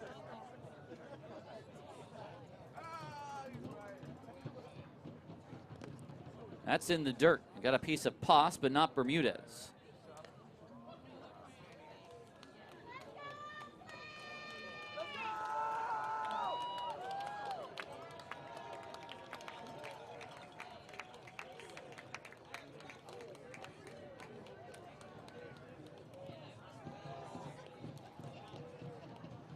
Bermudez off his back foot. Ouch.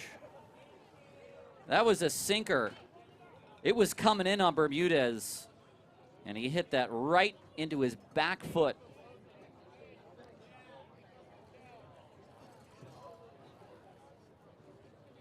And you hate to do that anytime, but as a little end of the night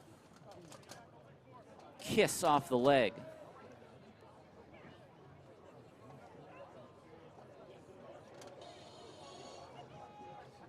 He's going to take a second. I don't see either of the two trainers from Missoula coming out, so Bermudez is going to try to walk this off.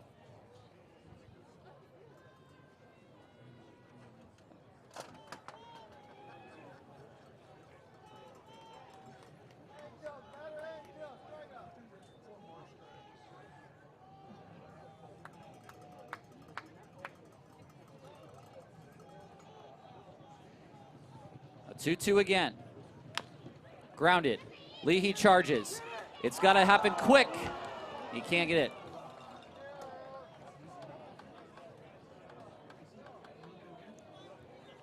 I'll see it again. It's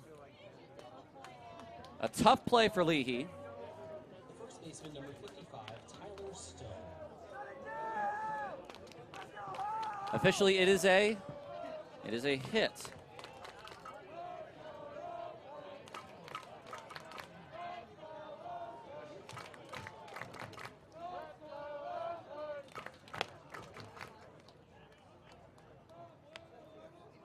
Want to know.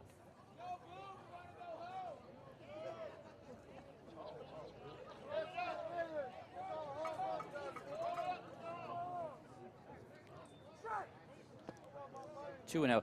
I think the old phrase in the scorebook is ordinary effort.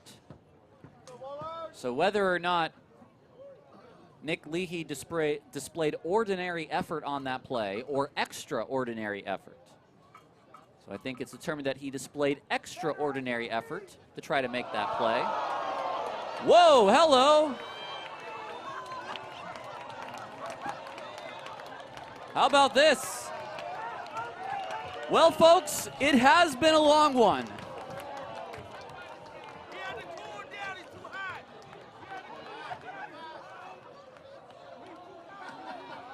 And I guess the sprinklers are set for 10:08.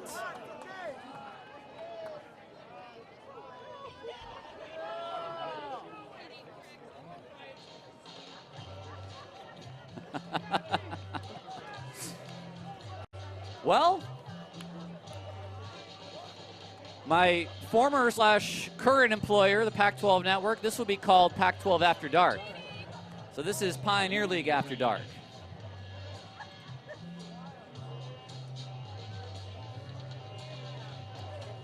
Heads up, Jake at third. You're about to get sprayed. There we go. Oh, only for others to turn on. Now, the ones on the infield turned off. The ones in the outfield have turned on.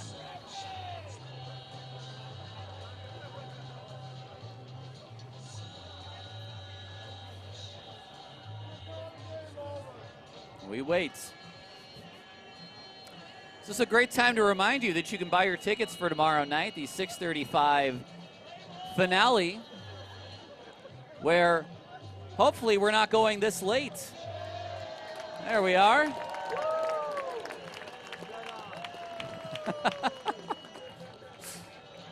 that was our water show. Thank you. Well, I'll say this. One player who's not amused by that would be Braden Nelson on the mound, who is in locked-in closer mode. I think Will Bermudez at first base found some humor in that.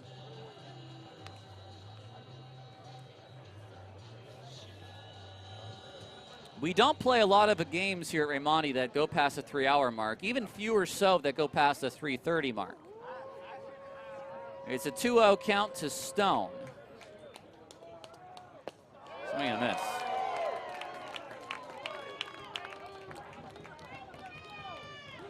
Now a ground ball might pick up a little bit of moisture if Stone hits one.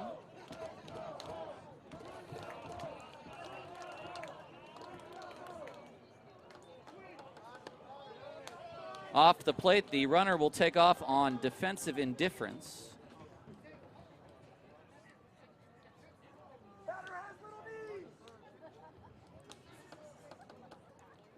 It's a 3-1 to Stone.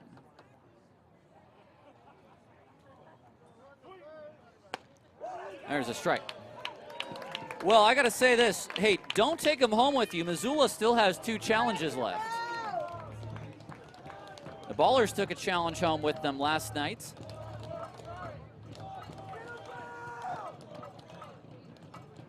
Missoula has 2 correct.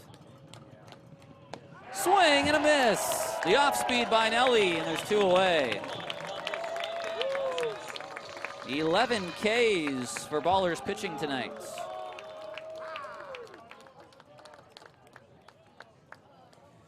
The last man, potentially, Xavier Casarilla. Singled and doubled, he's 2 for 4.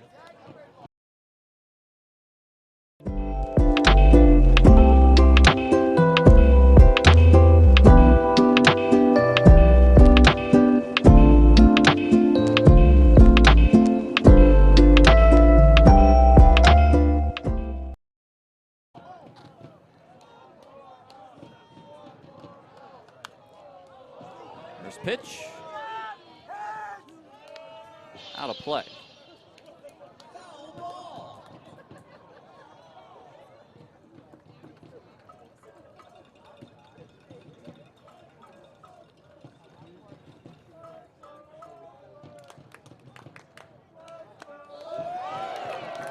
Oh, and 2.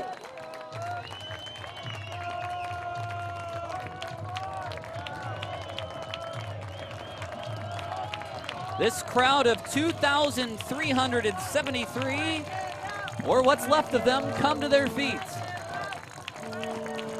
The 0-2. Does he go? Yes, he does! And that's your ball game!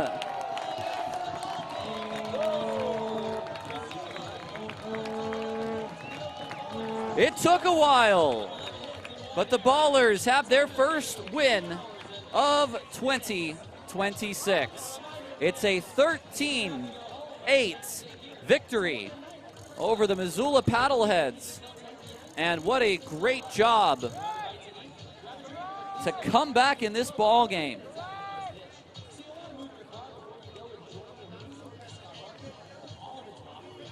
We are going to hold it here as we do most nights for our player of the game. I think I have a very sneaky suspicion who that might be.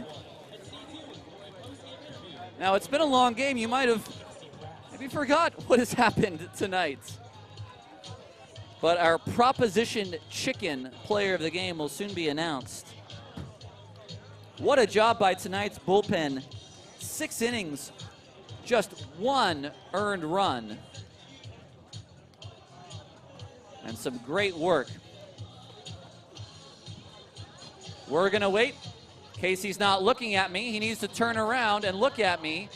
Our player of the game is down on the field. Thank you, Tyler. I'm here with TJ McKenzie, who is our first ever Proposition Chicken player of the game. Congratulations, TJ. 3 home runs tonight, man. What was working for you? Just looking for a good pitch, looking for a way to help the team, and just did that, not trying to do too much. Now, I know you came here last year, late in the season, obviously use your speed to your advantage, but we never really got to see what we know you're capable of with the bat. So how great is it to show it tonight? It was just great to get the first one out of the way. First of many. Yeah, first win for the Ballers of 2026, defending the championship, celebrating with rings on the field before the game, man. How cool is that for these fans and for you guys? We just love the fans coming out, just supporting us, and just able to get them this first win and hopefully many more. Absolutely. And TJ, you get a $50 gift card to Proposition Chicken. There you go. Hitting some home runs. Now you get some free chicken. Congrats. Appreciate it. Thank you. All right, let's go Oakland. Thank you, Casey. We'll take a break and come back. The Ballers win 13-8 on Ballers TV. Our player of the game, our Proposition Chicken player of the game, TJ McKenzie. And fans, we got 4 more games in this homestand alone Tomorrow night is Too Short Night. It's very Paddleheads.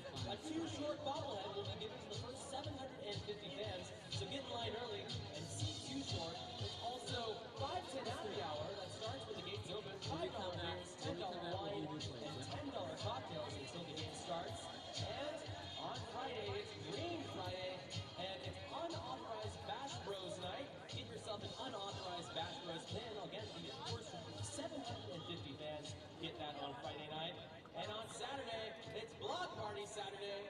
Championship patch and a thank you note to the first 750 fans that night. And Big Abe is making her scrappy anthem and official home run song Triumphant Return to Ramadi Park. Be sure to check that out. First pitch is 4:35 on Saturday. And Sunday is Toy Story 5 Day. First pitch at 1:05 and a team photo for autographs for the first 1,000 fans. The kids get to run the bases after the game, and all the players on the Ballers will sign autographs for all of those kids afterwards as well.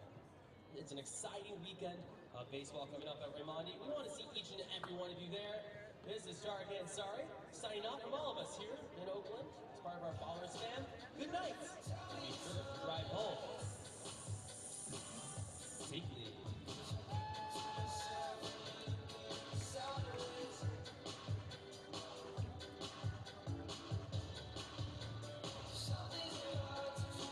Welcome back to Ballers Baseball here on Ballers TV. It's a 13-8 victory for Oakland, their first win of 2026. 8 runs on 10 hits and no errors for the Missoula Paddleheads. 13 runs on 11 hits and 1 error for the Oakland Ballers. The win goes to Liam Rocha out of the bullpen. He is 1-0. Bishop takes the loss 0-1, and there was no save in this game. Ballers got on the board first with that Jeter Ibarra RBI single. But then the Paddleheads struck a 2-run home run by Enzo Apodaca. That gave the Paddleheads a 2-1 lead. They would add on after that with 4 more runs in the 3rd inning. Apodaca hitting another home run after that as well. But the Ballers were able to respond, unlike yesterday when they got down early and kind of hit a couple home runs, some solo shots. Weren't able to do a whole lot. But TJ McKenzie hit his first of 3 home runs in the 4th, a 3-run home run for Noah Blythe in the 3rd, a 3-run shot from McKenzie in the 5th, and then a 2-run shot in the 7th. The Ballers never looked back after the 4th inning. They scored the final 8 runs of this contest, and the bullpen, what a job by them, as Aiden Rissy was only able to go 3 innings. Rocha, Burkett, and Nelson, 6 innings, 3 hits, 1 earned run, 4 walks, and a total of 11 strikeouts. So they certainly deserve the credit tonight, as does McKenzie for his efforts. Time of the game, 3 hours and 45 minutes. I have to check the record book the last couple of years. That's going to be one of the longer contests that we've had at home.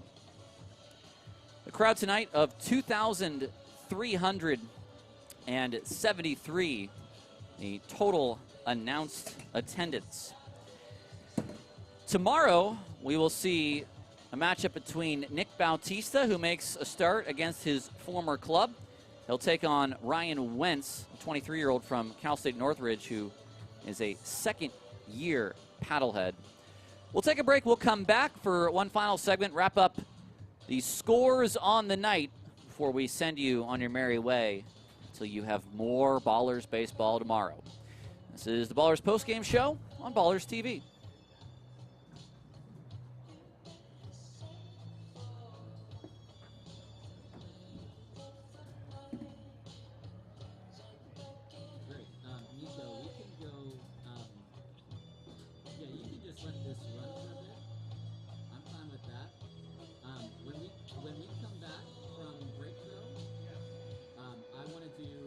Shots of the field, and then if it's possible, I don't know if you can pause this.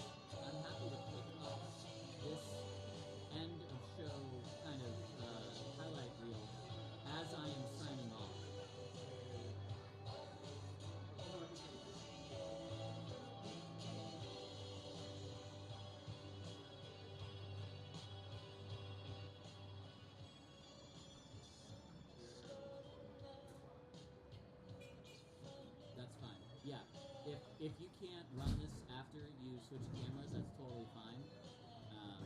And we'll just do the wide shot off.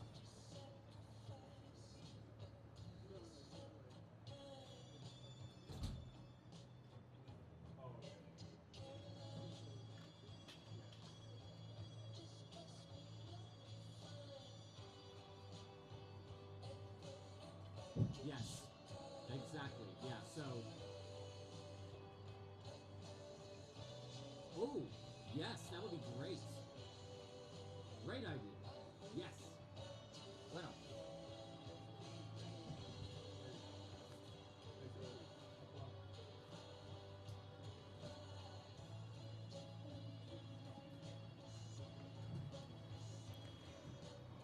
Welcome back to Raimondi Park.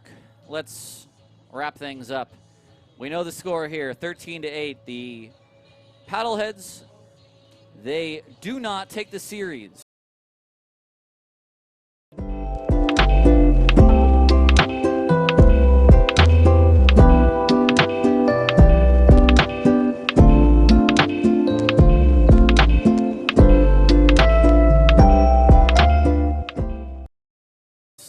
At least not yet. The Ballers come back with a 13-8 victory tonight, and now Oakland has a chance to win tomorrow's rubber match and even things up in their franchise's history, because coming into the series, the Ballers trailed 2-1 all time against the Paddleheads. So if they can get to 2-1 in this series, they'll even things up 3 apiece. Let's talk about the scores around the league, though. And, hey, everybody's starting out strong. And by strong, I mean probably very messy, because these scores are a little bit wild. 13-9, the final in Great Falls. Glacier over the Voyagers. The Raptors, a 15-6 win in Boise. The Mustangs, 17-10 over the Idaho Falls Chuckers. Yuba Sutter, the Freebirds, they get their first win, at least the first win as the Freebirds. They beat the Coast 8-5. The Modesto Roadsters finish off a 14-4 win over the Red Pocket Mobiles.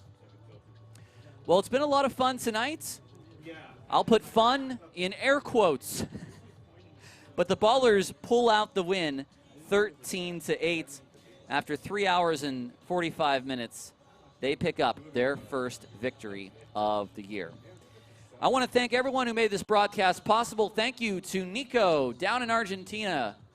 Hasta mañana, my friend, if you're with us tomorrow for our finale. And I want to thank you, our Ballers watchers and listeners. This is how the game ended. Braden Nelson picking up his second of 2 strikeouts, looking at points, and he indeed got the swing. We'll see you tomorrow night. Enjoy the rest of your Wednesday evening.